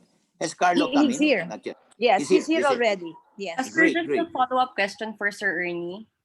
Wait, excuse me. We just have a time frame. We start on time and end on time like the Vietnamese. So if you don't mind, we have a few minutes left. I gotta give the call to action. I don't have time for that anymore, no? But if you don't mind, we can talk after this. I mean, after this call is over, I'll keep the thing open. We can talk outside the meeting, all right? So, Maureen Simeon, disconnected. Okay, in which case, Carlo Nograles. Ernie, Yes. Yes, he's Carlo? here. Yes. Okay. I'd like to say a soundbite about Carlo, okay? Soundbite, right? I first met Carlo. He didn't know me. I didn't know him. And we were talking about the problem of water, etc. He didn't know me. And then he actually listened to private sector nobody talk about something that the department didn't like, right? But he listens. People talk, but he listens, right? He did so many things, right? He's now head of hunger, etc. And when he heard about it, my good friend, didn't tell him on time, whatever, to my delight. He said he wanted to come, but he'll be late. So he's here. We'd like to ask Carlo, would you like to say a few words? You know, you've seen a little bit of us talking. What is your message for us in the private sector that's trying so hard? And we congratulate you because, as Vicky said, she's never seen an effort like this on hunger, and you're the head of hunger, no? So would you like to tell us something that we should know, Carlo? Yeah, if you don't mind, Ernie, I have a speech prepared. If I could go through Yes, my please, speech. please. Yes, thank you. Yes, Thank you, yes, Ernie. yes. Hello, Tito Boy. Nice to see you. Dong, nice to see you. Very, Hi. very, Hi, Sir Carlo. very Nice to inspiring see you. words. Thank you so much, no? And Ma'am Vicky, nice to see you again here in this conference. Sir Ramon, to everyone, no, magandang pananghalian sa ating lahat. First, I'd like to extend my appreciation to the organizers of this forum for inviting me. Though I was not really able to sit from the start and to the end, I'm sure you can imagine how busy every day is for me. But I didn't want to miss out on this opportunity because it's really a topic that we really need to talk about, we really need to face, and we really need to act on. No? As you all know, the United Nations Development and partner agencies, particularly food and agriculture organizations, has said, no, has defined hunger to be an uncomfortable or painful physical sensation caused by insufficient consumption of dietary energy. It's chronic when the person does not consume a sufficient amount of calories or dietary energy on a regular basis to lead to a normal, active, and healthy life. I think it's important for us to ground ourselves, no, in that definition. According to the State of Food Insecurity and Nutrition in the World 2020 report released by FAO, together with the International Fund for Agriculture Development, UNICEF, and the World Food Program, and the World Health Organization, they estimated 690 million people around the world who go to bed hungry. No? And that's about 8.9% of the world's total population. And this is pre-COVID. So imagine what the numbers will be with COVID around. Some have estimated it would add about 83 to 132 million people around the globe who will be added to all the already 690 million people around the world that's going hungry. But despite this being our current reality, I'm very happy that the President, Rodrigo Duterte, during the 75th United Nations General Assembly, said so himself, that we, the Philippines, remain committed to the United Nations Sustainable Development Goal. And that includes SDG 2, zero hunger by year 2030. So I really appreciate it when I get to speak at forums or webinars like this where hunger is being discussed, because it's a topic that's obviously very close to all of our hearts. And mainly because it's a pressing issue that oftentimes gets neglected, no? Simply because not all peoples experience hunger. The ratio nga is 30% hungry versus 70% not hungry if you go by SWS. But this forum enables us to be acquainted with the real hunger stats. And we've seen in different media platforms that really hunger is rising. We're all anticipating what the new SWS December survey will show us. But ultimately, how does this affect you? How does it affect me? How does it affect Filipino people? How can a Filipino citizen contribute to lessen these terrifying hunger rates? So before I answer those questions, let me also share with you that before the president made that speech in the United Nations, and even before COVID happened, specifically January 10 of 2020, he signed Executive Order number 101, creating the Interagency Task Force on Zero Hunger. And this task force was established to carefully coordinate, rationalize, monitor, and assess efforts of government agencies to ensure a whole-of-government approach in eradicating hunger.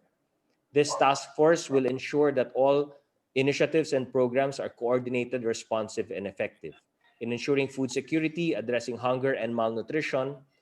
And to do that, we must first have a national food policy. So I'm very happy to announce that last October 16, in celebration of World Food Day, we launched the National Food Policy, or NFP. And because hunger is so multidimensional, multifaceted, it's so deep and so complicated, and it's so overwhelming, what we did with the National Food Policy is divide it into 6 key result areas so that we can have a really focused approach and action on these key result areas that all ultimately will lead us to zero hunger. First is the key result area 1, which really talks about what is the policy environment in this country with regard to all the laws, legal issuances, uh, executive orders, even treaty obligations that have to do with hunger. So that by mapping them all out, we'll be able to see what gaps there are and what added legislation or laws or executive orders we need to craft and pass in order for us to address these gaps. Number 2 is on food productivity. So key result area number 2 really talks about sustaining the production of food in the country, increasing the productivity of our local producers, particularly farmers and fisher folk, with special attention on the small ones. The target is really to increase their production while also increasing their income in order for us to also address the problem of rural poverty, because the irony of ironies is that kung sino pa yung gumagawa ng pagkain, sila pa yung labis na nagugutom at nakakaranas ng kagutuman. Number 3 is about, key result area 3 is about what we like to call hidden hunger or malnutrition or undernourishment. So really, the target should be to end all forms of malnutrition with special attention to pregnant women, teenage mothers, children under 5, and the first 1,000 days of life, to address stunting and wasting and underweight and severe malnourishment among these vulnerable sectors. Key result area number 4 looks at food accessibility and food safety. So it's not enough that we're producing food, that we have food security in terms of the production side. It's not enough that what we're producing are nutritious foods. But the question really is, lahat ba ng pagkain na ginagawa natin mula sa kanayunan at kabukiran ay nakakarating ba sa mga merkado? Down to the pinakatalipapa ng pinakapurok ng bawat barangay, so that food is accessible and safe and prices are stable and affordable. But we also understand na kahit na maraming pagkain sa lahat ng merkado at mababa ang presyo ng pagkain, meron pa rin tayong mga pamilyang Pilipino na dahil sa kahirapan na hindi nakakabili ng pagkain. So what are the interventions with regard to those families? And this is where urban farming, community gardening, community farming comes in para it's still accessible to the poorest of the poor. No? KRA 5 talks about sustainable agriculture.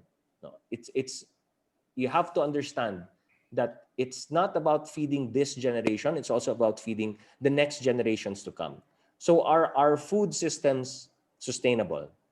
Number 2, are they resilient in terms of the calamities, itong mga bagyo, itong mga pandemics that are coming along? Are we able to address disruptions in the food system whenever these disruptions come? And last but definitely not the least, is KRA 6, which really talks about people participation. Dahil naintindihan po natin na hindi kaya ito ng gobyerno lamang, kailangan po natin ng tulong mula sa non-government stakeholders. The academe, civil society, NGOs, private and business sector, even ordinary Filipinos ay dapat meron iaambag at may maiaambag sila dito sa laban kontra gutom. So this national food policy outlines our national priorities based on a comprehensive understanding of our hunger problem and its related issues, will provide us a roadmap towards achieving zero hunger, taking into consideration all laws and issuances, as well as international laws and treaty obligations. Okay, so while the actual executive order stipulates a whole of government approach, I'm also a firm believer that the fight against hunger needs a whole of society approach. Everyone plays a crucial role here. So this is where KRA 6 comes in, people participation. Just imagine what could possibly happen if government and private sector and other key stakeholders work hand in hand in our campaign against hunger. The target and ultimate objective of zero hunger by year 2030 thus becomes a doable and achievable goal. That being said, we're actually in the process now of hosting a series of consultation meetings to engage with our key stakeholders for this very same purpose, to elevate the need for a collective action, inspire and inform others, let them identify the areas where they can possibly contribute. We've actually called this the Kumain series. And so far, we've had series with the academe, the LGUs, and the private sector to become food technology adopters for DOST Food Nutrition Research Institute that produces nutritious food packs that we distribute now for the DepEd School Feeding Program and the DSWD Supplemental Feeding Program, even if there are no face-to-face classes. We've also had consultation series to talk about the national food policy and get key inputs from our stakeholders. We've done one with the UN development partners, with the private sector, and just recently with the academe. We'll have 2 more events to engage the CSOs and NGOs, and the last one will be with the LGUs. But that being said, I'd also like to say that even the private sector has come in, no? Because this interagency task force on zero hunger has truly embraced a multi-sectoral and whole of society approach. So last November 10, we did a soft launch of our movement called Pilipinas Contra Gutom. It's a multi-sectoral collaboration between government and non-government, NGOs, the academe, the private sector, and each and every Filipino. And since its launching, a number of companies and institutions have committed and are actually helping our kababayans address the issue of hunger.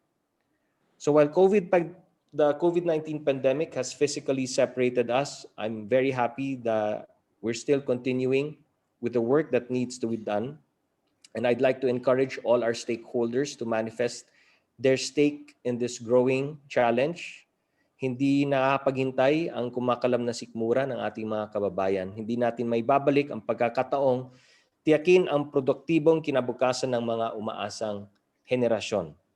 So the challenge is really for us to think about the future of our country, to invest on proper nutrition, especially for our children, especially for the first 1,000 days of life.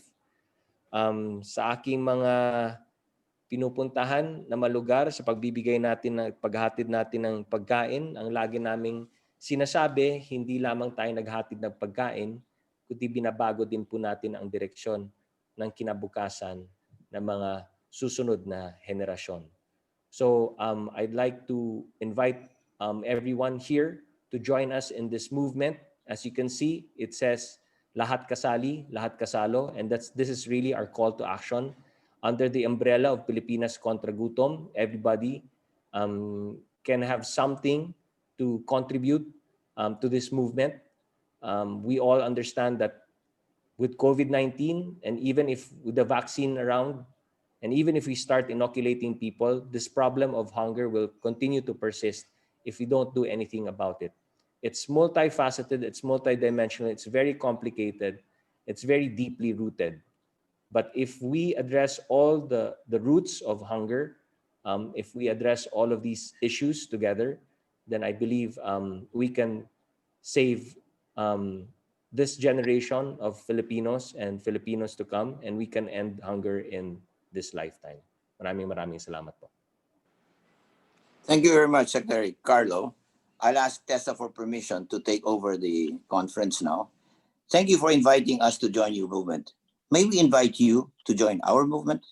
Because actually we're both moving and we're both equal, except you got more cash than us, right? And we are sad when the cash was cut down, when the SW wanted to give up the money, and we're struggling. So, we'd like to be partner with you. As you invite us, we invite you to us, because we also know something, so let us share. And I'd like to thank you especially because you knew about it only last night because I'd given word, because this is really a private sector thing, right? But I said, we got a champion here who's really gonna help us with hunger, right? And so we invited you late and you still came, which shows your commitment to us. So I'd like to say thank you, Secretary Carlo. You were mentioned when you're not here. Vicky said that it's a different thing. We have, for the first time, we have a national plan with you doing, and we credit you for that. And you're really a game changer, right? Okay. Now, what I'd like to do is go to the last part. The last part is called a call to action. You know, Ding Dong said, if they are aware, they will move. But we are here, not only for awareness, we're here for what you call game-changing strategies. Peter Drucker once said, it is important to do things right, but it's important to do the right things. In other words, we want to do things in a certain way, but we got to pick and choose, and that's what this is for. So my call to action is now the last slide, after which we will adjourn, okay? And the last slide was done with the co-speakers with other people. What is this action we're talking about, right? What is this action? First of all, work hard, also work smart. That's why we have best practices here. And as we heard, we're the speakers, right? Boy had mentioned the awareness. Then we have Brother Armin, we had Vicky, we had, Ding Dong. It's new stuff. And as Ding Dong said, we got to share the best practices. And as we go forward to this, we'll continue and discuss programs that we'll do. The other thing, of course, is what do people do? In my Bible study, they were giving feed for the hungry, but they're all old. So they stopped because of COVID. So they stopped. When heard about this walang iwanan, they said, oh, you mean to tell me I don't have to go out? Yeah, walang iwanan can get 25 pesos from a Boy Scout, which Obet Pagdanganan, President Boy Scouts likes, 25 pesos. And you don't know where to go, right? You go to walang iwanan. Walang iwanan essentially is the catch-all. When you don't know where to go, you come to us. But we'd rather you go first to the others. And when you come to us, believe it or not, we're going to use it to feed people. Won't. We're going to give it to people who know how to feed people, right? So there's no question of corruption here and all that, right? You can use logistics, the trucks that go from the vegetables of my farmers come to Manila, vegetables are rocking. I'm glad to say that Federation of Philippine Industries has helped me. They gave us the trucks of Bert Lina. They're going to do it, right? And of course, cash. Senator Villar called me. She was angry at me because in my inquiry, I said, why do we rebuild bridges when we need food more? Correct? And when I saw this thing returning money, and I'm in agriculture, Secretary Nograles, I think we want to see the budget increased a little bit for hunger, right? And the trade-off is farm to market roads, which is very valuable to me. But if it is already critical, then we'd like cash, not just from our people. The CEOs of MAP are very generous here. But we think you have trillions, they only have billions, so maybe we can get some cash. In other words, Mr. Nograles, we are going to work with you and we will jointly share. Now, what's the main contact here, okay? The main contact, of course, will be one. First of all, the main contact with the different groups are there. I already told you, we do not row, we don't do the row. We just steer, we just give it out, right? And of course, as you know, we're tied up. The speakers here are committed not only to speak, but to help, correct? And they have their own people and their own tentacles. For example, Brother Armin has so many tentacles. He's got tentacles in all the businesses and universities and all that. But they have key people. So I'd like to let you know that. Education and business, it's Brother Armin. Have we got that straight? In the area of NGOs, it is the queen of all NGOs. She's all over the country. She has tentacles. Okay, that is our friend Vicky. And for the youth and entertainment with Actor and Pinoy Foundation, it's terribly new thing where you can get, as we said, more than 3 million signatures. And you connect with Obet Pagdanganan's Boy Scouts of some 2.8 and president of Girl Scouts. The both of them came to my house and they talked about this, right? They really want to help, right? So we got those guys, and that's at the start, 25 pesos, and we're training values and growth. And that's what Ding Dong said, right? We start them young and make them commit, right? But there's only one recipient of all this education farming talk. That is the person whom we're very grateful to. Her name's on the screen.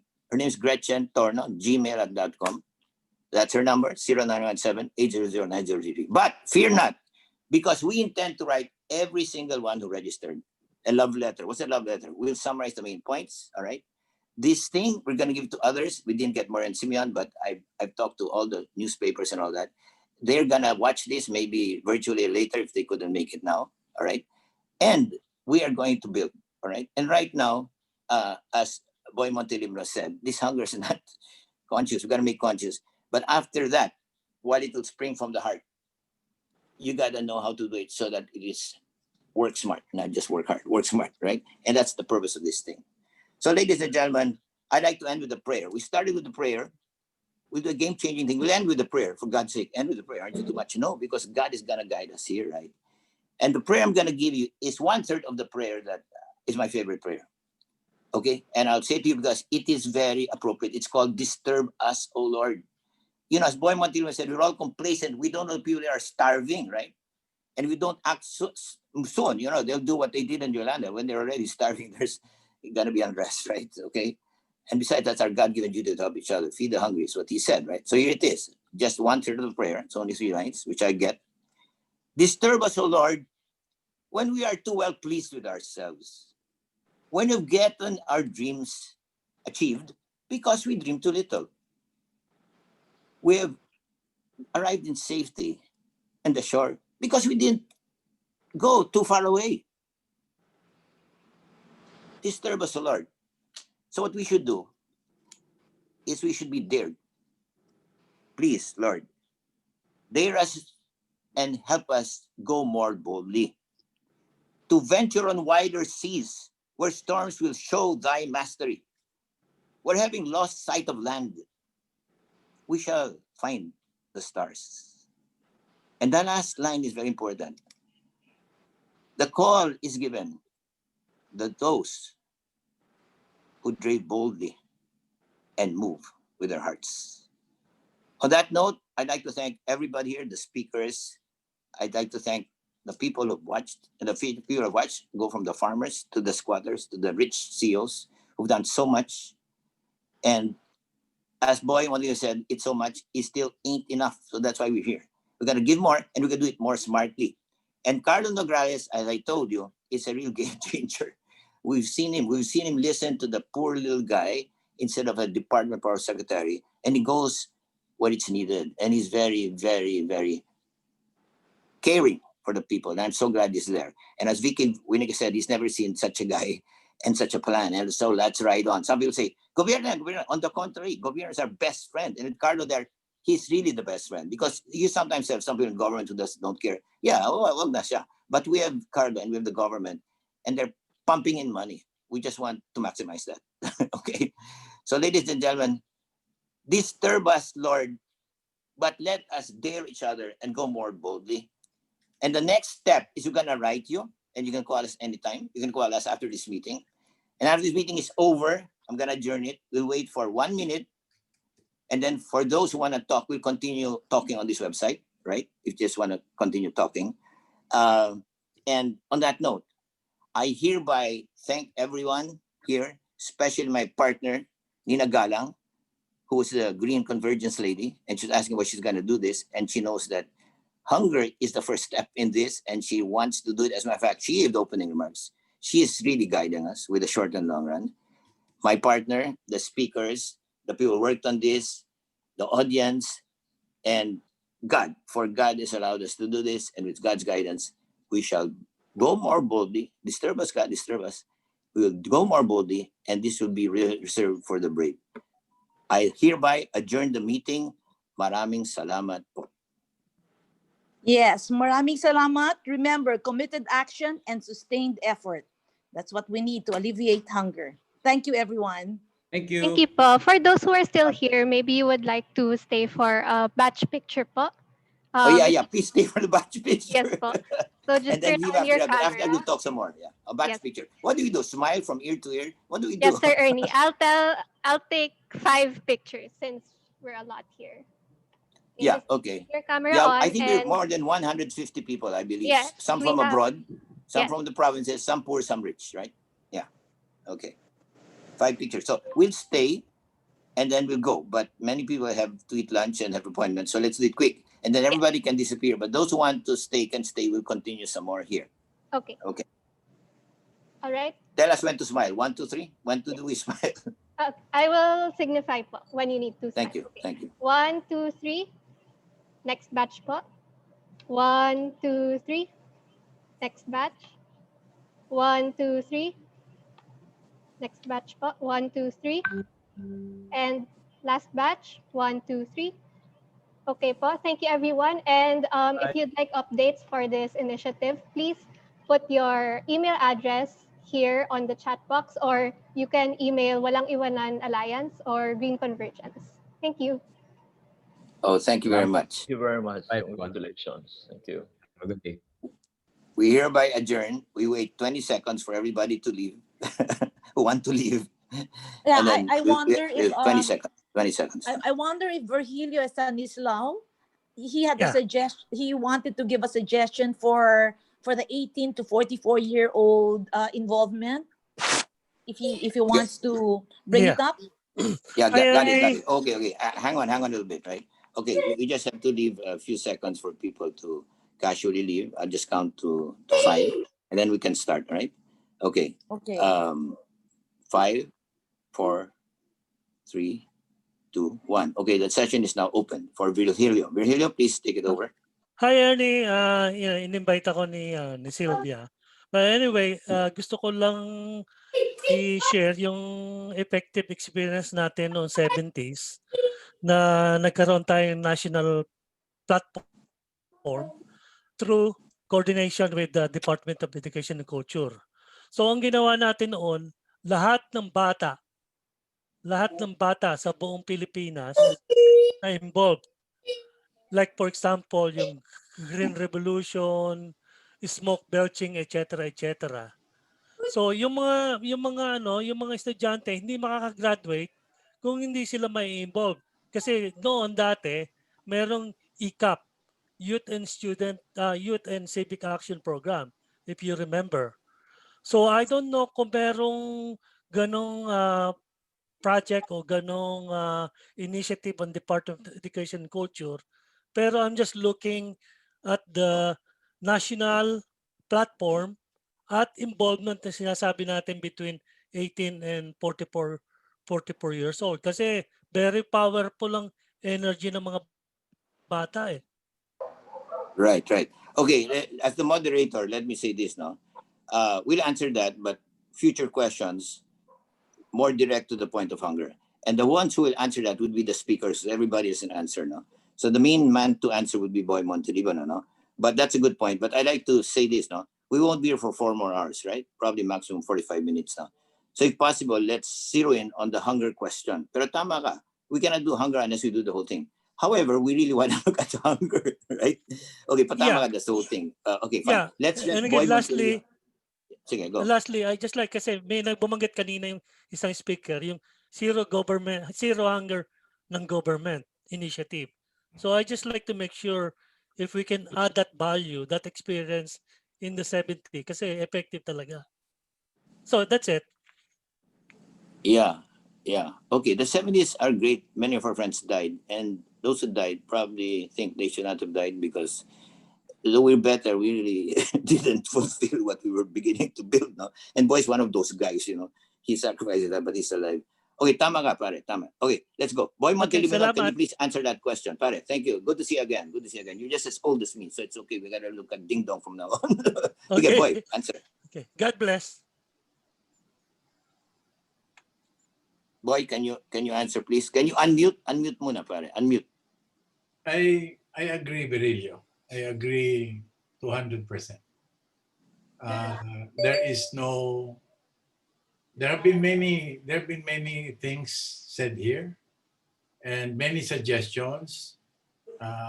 Long-term programs. Well, I have been in community development since 1983. I've been with Gawad Kalinga since 2001. I know what long-term is, and I know people give up, and very few will stay for 20, 30, 40 years of their lives. For one simple reason, because we don't care.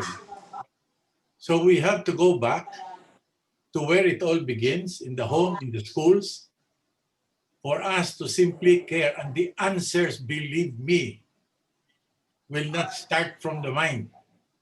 It will start from our decision to care and not to tolerate hunger and not to tolerate poverty. It will start there, but it becomes too nebulous for people because they want things in metrics. May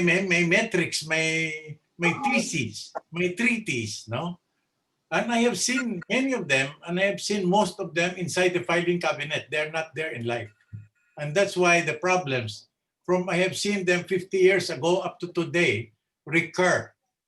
So I agree with you, and I hope there will be more people who will understand that it starts there.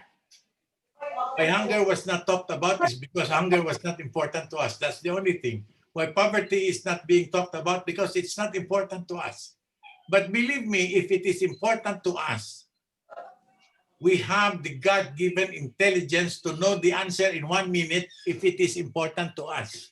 If that poor person were our child, we will know the answer. If that hungry person were our child, we will know the answer. Okay? We do not need geniuses. We need only first people to care. Ernie said it. We must first do the right thing, and then we must do things right. Your suggestion, Virilio, is to do the right thing. Then all of the speakers here, they try to contribute to do the right thing right. Right. So thank you very much. Thank you, thank you. Madam, my co-moderator, Tessa, you're better at this Yes. than me. How I are you wonder, calling them? Are you calling them based on their raised hands?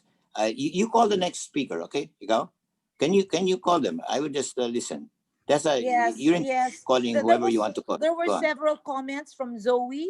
I wonder if Zoe's still here and would like to talk or raise her suggestions. Yeah, remember, Yes, go to hunger, right? Tama yung sabi Yes, ni Virgilio. It's really, he's it has to here. be hunger. Let's not talk about the whole world muna, right? Okay, Hunger. Zoe, please. ZOE. yes. All I'm right, a there he. you are.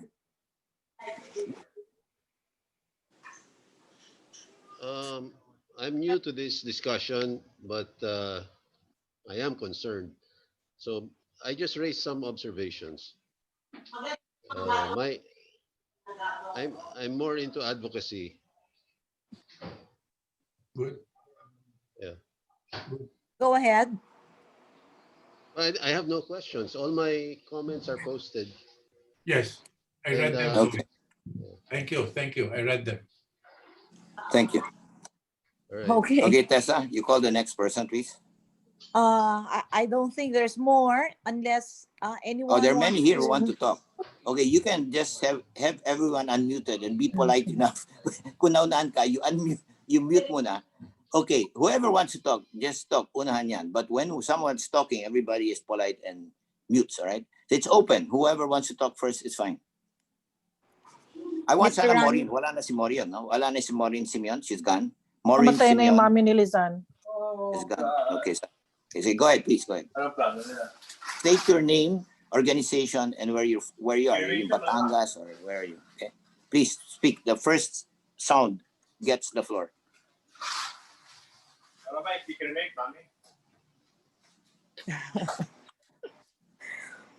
Excuse me, Sir Ernie and Miss Tessa. Si Dr. Carmen Alviar had a question earlier. Sure. All right. I'm not sure if she's still here. I will check po. But Miss. But if she's not, you can read it, right? Maybe you can read her question. Okay, I can read her question. She's no longer here po. Will bringing food the answer? How about teaching them how to fish rather than giving them fish, like in the project of a group in Payatas? I think this was asked during Tito Boy's talk. So maybe Tito Boy po, if you would like to answer. That is a usual comment. Teaching people how to fish. Everybody wants to do that. In fact, all parents like to do that. No, but hunger tells us of the failure to do that. Okay, the hunger has been here for 9 months. You know, the hunger is not here tomorrow. in Gawad Kalinga, because we deal with the informal settlers, and we have built homes and communities for almost 15,000 families of them. Many of them were fisher folk. They were fishing. Many of them were farmers. They were farmers. So obviously, those who want to teach the fisher folk how to fish and the farmers how to farm have to teach them many other things because they know how to fish and how to farm. It is everything else beyond fishing and farming that they need help for. All right. But anyway, that's going to be a long discussion.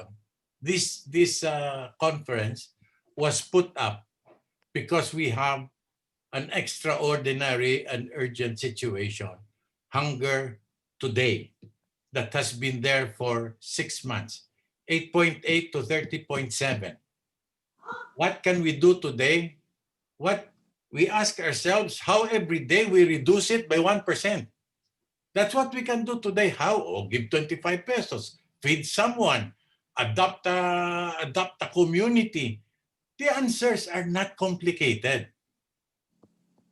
The answers are very simple. Bring food to the hungry. That's the only answer to hunger. There is no other answer to hunger except food for the stomach.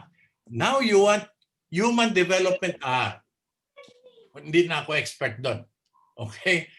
Maraming eskwelahan, universities kayo mapuntahan dyan. Ang subject natin today is the hunger of people every day. The painful experience of people every day. What can we do? If this man is very easy. Just feed. Just feed. Or look for people who feed others and support them. That's all. And then when the hunger eases, let the experts on long-term development take over. Okay, we will follow all of them because we are not needed anymore to address a hunger that is killing people and may also kill us. Dagdag ko lang, boy.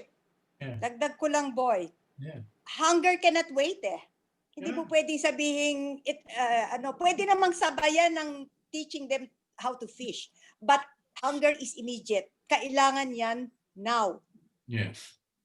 Okay, Tessa, let me interrupt here. No, Go ahead. It's nice to hear from speakers, but the audience is smarter than the speakers. I've seen some great people here. You have George Barcelon, the head of Philippine industry, chairman emeritus, etc. And then we have like Ed Yap, an icon in Management Association of the Philippines.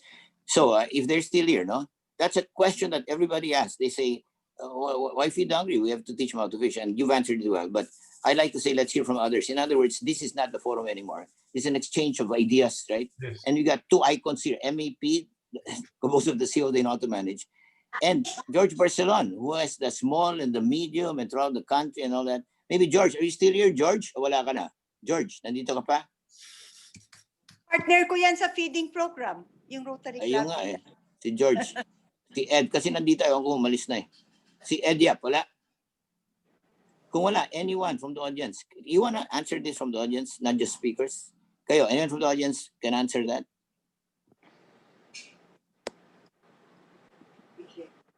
Okay, there's another guy, if he's here, Joey Faustino. Are you there, Joey?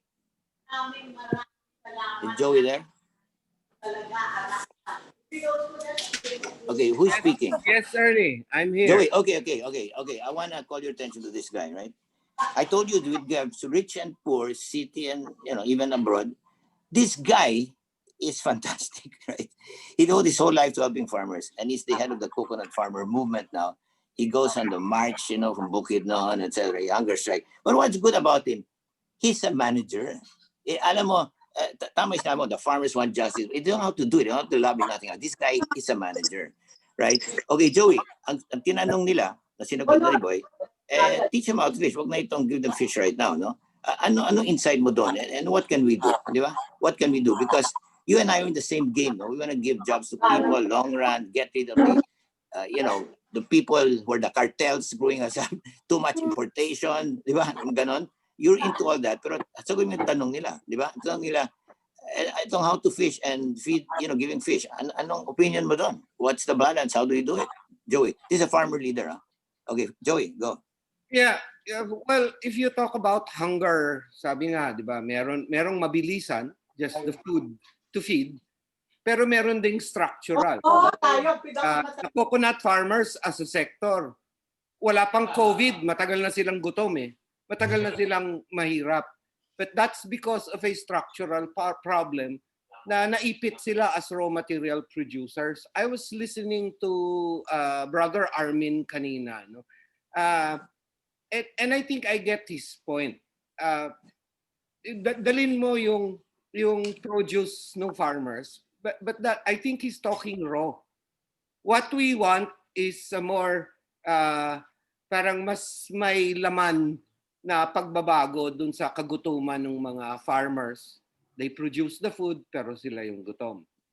Coconuts, Ernie, can feed all of our people a lot of things. Ang problema, we're just using our coconuts for our copra and our oil.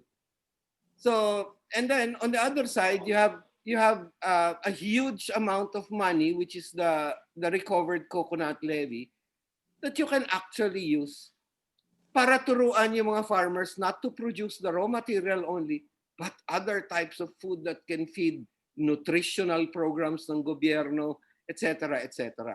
So okay, wait. Joey, sandali lang. I'll give you 1 more minute, no? Tama yun, and it'll be a discussion. Pero ang tanong ko, simple lang, no? Our farmers are hungry. Sabi nga ni Boy, we can do structural reforms, so we can do agri-processing. Tanong ko sa iyo to, no? What can be done immediately to solve the hunger of the farmers today, other than the long run of processing and value adding? Ano ang magagawa para hindi sila magutom, farmers? Well, civic duties muna. Tapos we have to keep the economies running for them. Kasi nga the raw material producers, pag nagsasara tayo ng mga processing natin, automatically wala na silang pagbebentahan at kailangan nilang. Pwede naman silang magturuan din para magtanim ng sarili nila. At least they have a farm. That's the advantage they have over us. No? But then again, at the end of the day, magiging usaping ekonomiya pa rin talaga yung hunger na. Okay, let's go to another question. No? Tess, you call, but I just like to add this. No? Vicky talked. No? She said that now they're planting their own food in the city. Diba? And we know for a fact that the extension workers of the Philippines are not doing extension work. They're doing political work because they were devolved. No? And therefore, tama sinabi mo, right now, they don't know the opportunities of growing that Vicky has both opened to the city and even in the countryside. They know that planting kamote is easy to do and you can get a lot of nutrition. And they know about the darn thing, right? So, ang gusto kong sabihin, our seminar is focusing on hunger. Of course, we can talk about structural adjustments, but the short term is not necessarily dole out of food. It is teaching them, like Vicky said, to grow their own food immediately. And believe it or not, they don't know how to do that. I've been in agriculture. They don't know how to do that. Okay, Tessa, can you call the next question, please? The next question. Dr. Galang has a question. Dr. G? Yeah. Yeah, good morning. Wow, this session was very overwhelming, huh? It gives us hope that the Philippines will get better. My question is, why is, of course, we always hear that the fishermen, the farmers are the poorest of the poor. And why are they hungry? They have food. I got an insight on this when I was telling a friend of mine when she was collecting for donations in Bicol.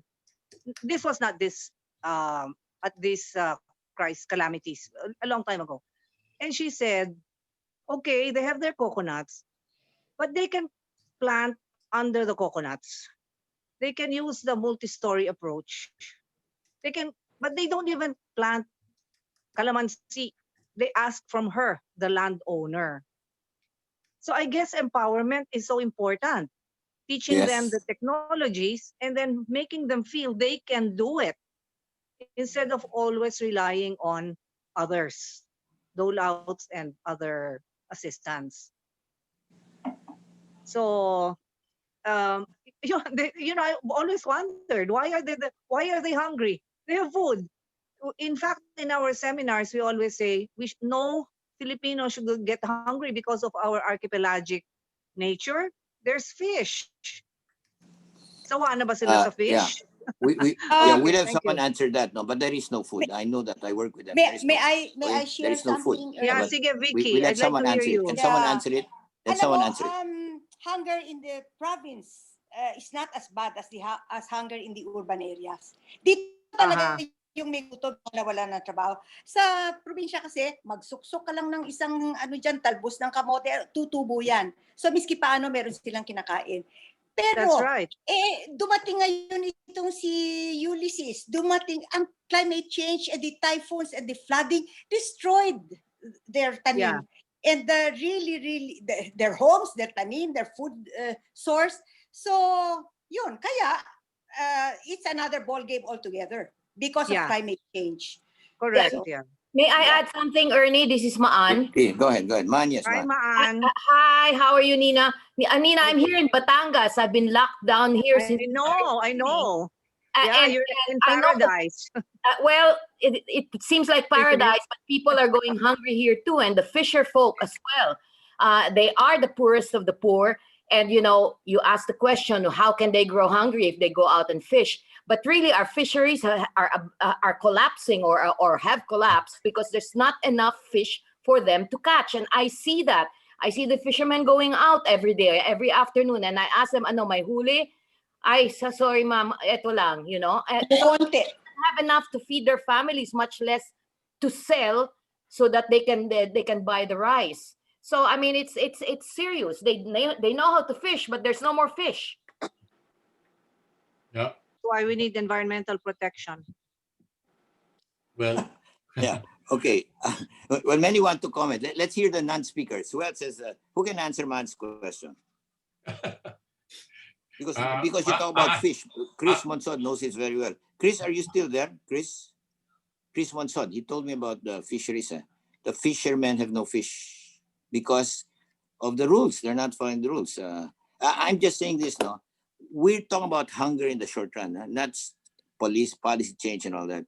And it can be done short run, not just by giving food, but giving things like, do we really have the seeds to go to coconut farmers, etc.? I would like to tell you, the fishermen have no fish. The farmers don't have food. You see, it depends where you go, diba?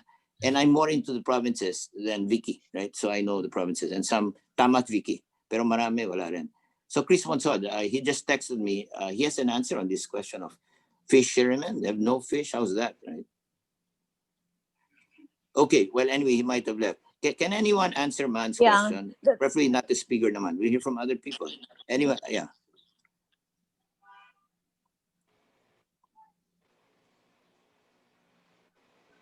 Oh yeah, I'll do a bite because this is my area. There's another right? comment here. There's another comment from Facebook. Wait. Wait. We gotta answer this thing. I don't like these stereotypes coming up, right? I gotta answer it because, if people don't know about hunger, may I tell you something? People don't know about agriculture. What a mess it is compared to Thailand. They don't know, right? Okay. And basically, that is my life now, right? I'll tell you why they have no fish and I'll tell you why they have no food. They have no fish and no food because the extension workers who's supposed to teach them how to do the food, etc., nutrition and all that, they've disappeared. They disappeared. I wrote about it last week. And they disappeared because the government code said, you don't report to agriculture, you report to the mayors. And there's study after study that says the mayors, many are outstanding, some are not outstanding at all. They pick their own extension workers or not extension workers. They make them work political things and nobody helps the farmers, right? Okay. And that's another discussion. I'm just saying that if we use our effort, of course we can talk about international trade policy and all that, but the short run, pick a barangay. In that barangay, do you know about food in that barangay? If there's no food, do you know what it takes? Okay. And what we want to do is we use our networks here to move it. Because, for example, the regional director of DA it doesn't know where to go. I was in government, right? We don't know. We need people like you to come in, etc. Right? So leave it at that. Okay, let's go to the next question, please. Yes, to the panelists, it says, some months ago, farmers in Benguet had to throw away large volumes of their harvest because they could not transport this to Manila and neighboring provinces.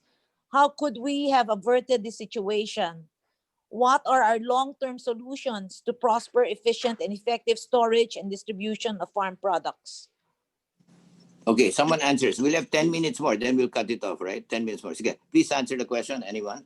Preferably a non-speaker para we get your insights. Kung walang non-speaker, pwede ng speaker. Can anyone answer that? A non-speaker answer that? How do you solve the problem of these vegetables rotting when they could come if you are hungry, right? Sure. Ernie, you cannot solve that problem because you are trying to find out why is your skin itching, and you have so many places where they itch, and because you don't know that there is something wrong with your digestive system. So what Maan is saying has been the grim reality of our country in our lifetime, Ernie. You know what our lifetime means? 70 years, no? That's our lifetime. Okay. Joey, Austin, I have been in agriculture maybe ahead of Ernie because I started in 1971 working for the biggest agricultural company in the country. All right. So this thing about the coconut farmers, I still remember it from 1970. It's the same. Why? It's because we tolerate it. We tolerate it. I have studied many progressive first world countries today. They were all once poor. All of them were once poor. Do we want to know how to solve our poverty? Then just read history. How did England do it? How did Norway do it? They did it for one simple reason. They wanted to do it. Their leaders, the people who dictate or influence where the countries will go, wanted it. And because they wanted it, the policies followed. And because the policies followed, the budgets followed. And because the policies and the budget followed, the people followed. Then the people grow up until they made their leaders follow them. Okay, so that is the same history with every progressive country that is there today. So all you have to do is check in that stage, where are we? Where are we there? At what point in their development are we? Are we 200 years behind the United States? Are we 300 years behind England? It's all there. The pattern is the same. It takes no genius. Anyway, Ernie, it's time. I'm very hungry. May I share we have 10 something, more minutes. Ernie? We have 30 more minutes. Pwede, And I gotta may I answer say that something also. about Sige. nabubulok Vicky, na harvest? Ernie, may I say something about the Yes, nabubulok please, na Vicky. harvest? You're wiser than Alam mo, us, meron please. tayo namang may technology eh. Wala tayo sa food preservation. Napaka grade 1 pa natin sa ganyan. Hindi ba? Pagkatapos titignan mo yung mga supermarket shelves, imported lahat yung mga whole tomatoes, mga pickled peppers, when we can do that here with our harvest. Alam mo, kasi kinakausap namin yung mga farmers, bakit nga ba pinabubulok? Paano, mas mahal pa po, ma'am, kung dadali namin doon sa market o sa probinsya, binibili ho sa amin ng 5 piso isang sako, mas makamenos pa kami kung hayaan na lang namin siyang mabulok. So if we can bring technology, meron naman tayong DOST, ang dami niyang mga researchers, mga scientists, and mga nutritionists who can help us with that. We should really take advantage. We should push food preservation for food sustainability. Okay, me naman, I'm biased, no? Because this is my job, no? First of all, I already solved some problem because we have to do this, no? Tama si Boy, we gotta have a change. And the change must come from the bottom because all the studies show that the dynasties are keeping us down, right?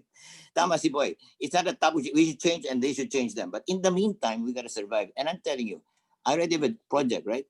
The president of the Lina line of trucks is bringing the vegetables down for my farmers. My farmers are the ones who are not getting it. It's micro na lang tayo, micro. And actually, for the first time, I wrote about it. 1 week ago, they finally did something we're begging for, which is called a rational provincial extension. But put that aside. I'm just saying this, no? Alam mo, we want to change. We, the 70s, we failed the rest because our generation has failed the country. But I'll tell you, those who died, if they had lived, they could probably help our country, right? And we now have to talk to the new generation. But I'm just going to wind up by saying this, no? Chris Monsod wrote me, no? And he said, you know, Ernie, you talk about the imported fish coming in, going to our wet markets, not following the laws, right? That's true, because if we cut those illegal guys out, we can get back to the market. The more basic one is a law. The law says that for a certain distance from the coastline, no, you don't allow the big guys to get what's for the small guys, correct? You don't allow that, right? And they're allowing that political will. But sabi ni Boy Montelibano, you know, the thing has to change. In the meantime, let us do it, you know, barangay by barangay. You know, for example, some places like Batangas, there's a good guy, no? He's changing a lot of things, which other provinces won't even change because that's really dynasty territory, no? In the meantime, let's do it bit by bit. Anyway, we have a few minutes left. Now we just have one last question, but I'll just say this now. I, like a lot of people here, are into the growth of the Filipino, and we know it is feeding the fish, giving the fish, and teaching them how to feed. We're doing both. But today, as Boy told me, Ernie, pare, namamatay na. Tirahin natin itong hunger kagad. Yung ginagawa mo, gawin mo, you know, at saka ito magandang catalyst para makuha yung ibang tao, no? Di ba? So actually, even Vicky, she's not just feeding people. She's now helping them, you know, create value from the vegetables they grow, so they not only eat it, they'll sell it. Ang ganda nangyari dito, no? And I think the last word will be Boy Montelibano. We just have one question, then my hero, Boy Montelibano, will end that informal session. Test call, one last question. Kung pwede, live. I don't know if Permi Nates is still around. There were some questions about aquaponic food production and permaculture design. Kung wala, labo-labo na. Okay. Are you there? Okay, kung wala, ito ang gusto ko. One last question. Unahan tayo, ha? Many people have not written questions, but they have questions. They want to ask, right? So whoever comes in will get the floor. And then Boy will give the closing remarks, okay? So unahan na kayo. Everyone is unmuted. Please unmute everyone. Unmute everyone. The first one was a sound. All the rest of you, mute again. Sige. Anyone who wants to talk, please talk. Magandang umaga po. Yun na. Okay, give your name so we can all unmute. What's your name, sir? Ako po si Andy Rosales sa ALL Philippines Citizens Initiative. Great. Okay, all of you mute. Okay, please go ahead, sir. Ang problema po natin talaga, hindi naman talaga pagkain. Maraming pagkain na sabi na nabubulok. Ang nakikita po namin problema ay yung ginagamit na instrumento, paano po ito nakakarating sa dapat puntahan. Ang problema po talaga natin yung global financial system. Maraming gagawa, pero hindi gumagawa dahil walang pera. Bakit hindi po tayo mag-create ng sarili nating currency system using digital currency, value per value, ano? At tayo na mismo, ginagawa ho namin ito, ang kalaban pa namin mismo gobyerno. Hindi kami pinapayagan. Pero kung halimbawa, itong network natin magkakaisa, ano bang magagawa nila kung kami dito sa urban area, magsasama-sama yung 2 kilo namin, at yung contact naman natin sa probinsya ay bibili namin ng diretso. At yung namang mayroong mga sasakyan na hindi ginagamit, yun ang gagamitin nating transpo. Pero lalagyan natin ng value lahat ng galaw natin at ilalagay natin sa isang sistema na kung saan para rin tayong may financial system. Okay. Alam po ninyo, let's talk after the meeting. No? That's very strategic and long run. No? So let us answer that later because that's in the realm of policy and long run. No? It's correct, but it's kind of hard to do also. No? Anyway, today kasi we're attending to hunger. Short run is the priority. So what I'd like to do is ask Boy Montelibano to wrap up this seminar. No? And we want to thank again, okay, Nina, my partner, of course, and we want to thank everyone who contributed. But the one who started this whole thing is Boy Montelibano, correct? So Boy, you're the proper person to give the closing to this informal session. And all of you, you have our numbers. We gave you a quan. We're going to write all of you. Don't worry, we write all of you. and then you put on the screen a contact number. But actually, even if you don't see it, we're gonna write you, and I am promising my own number when we write you. No, diba? Sige, boy, can you please close this informal session, because you are the one who inspired us. You're the one who made us aware, and we just want to make a caveat, no, which is that when we're aware, we still need some help on what to do. Yeah, tama, we need aware. But once that's done, some people can still help with their good practices, right? Sige, boy, go ahead. Well, today's subject is really about the hunger today also. And so I hope that whatever all the speakers mentioned, that the takeaway of every person who attended is about what he or she can do about the hunger today.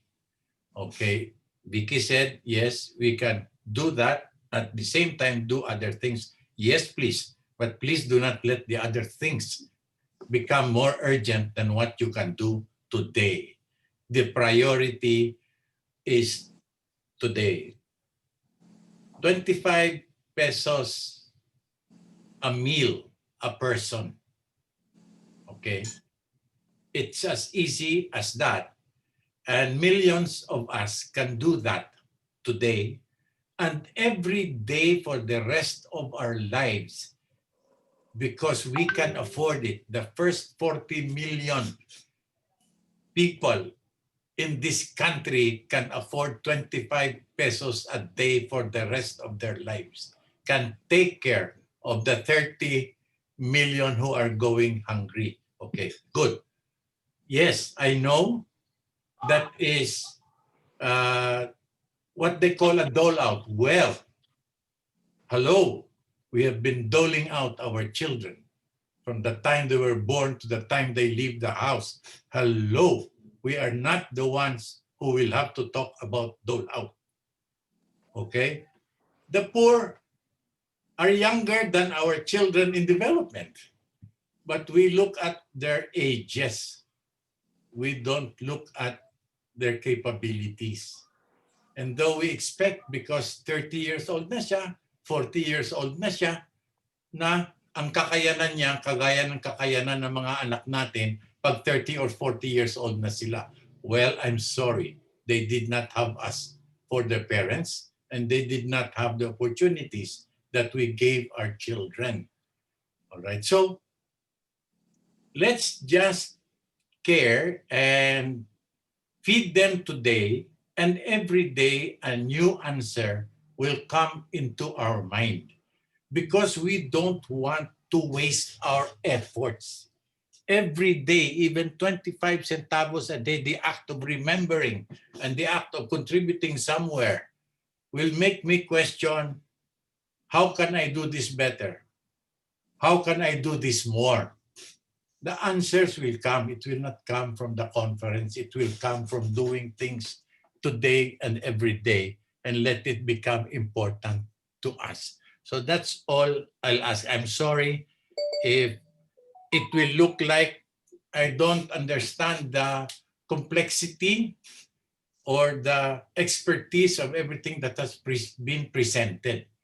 But I have been surrounded by that expertise from the time I went to high school in La Salle and college in Ateneo.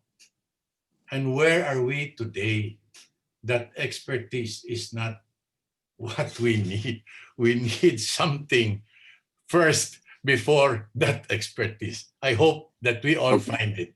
Thank you. Thank you. Okay, sandali lang. 1 minute. I want to advertise this boy because I like him so much, but he's too humble. You know what he did? Okay.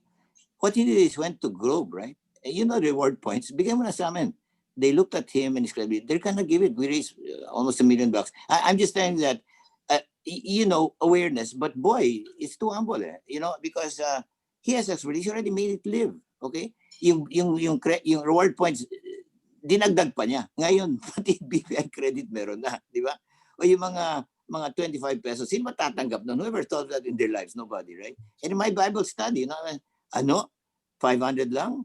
You know what I mean? Ang dali. I don't have to go out there and risk my life anymore. So boys already contributed unique ideas, no? But his main point is he's one of many things, and there are others, no?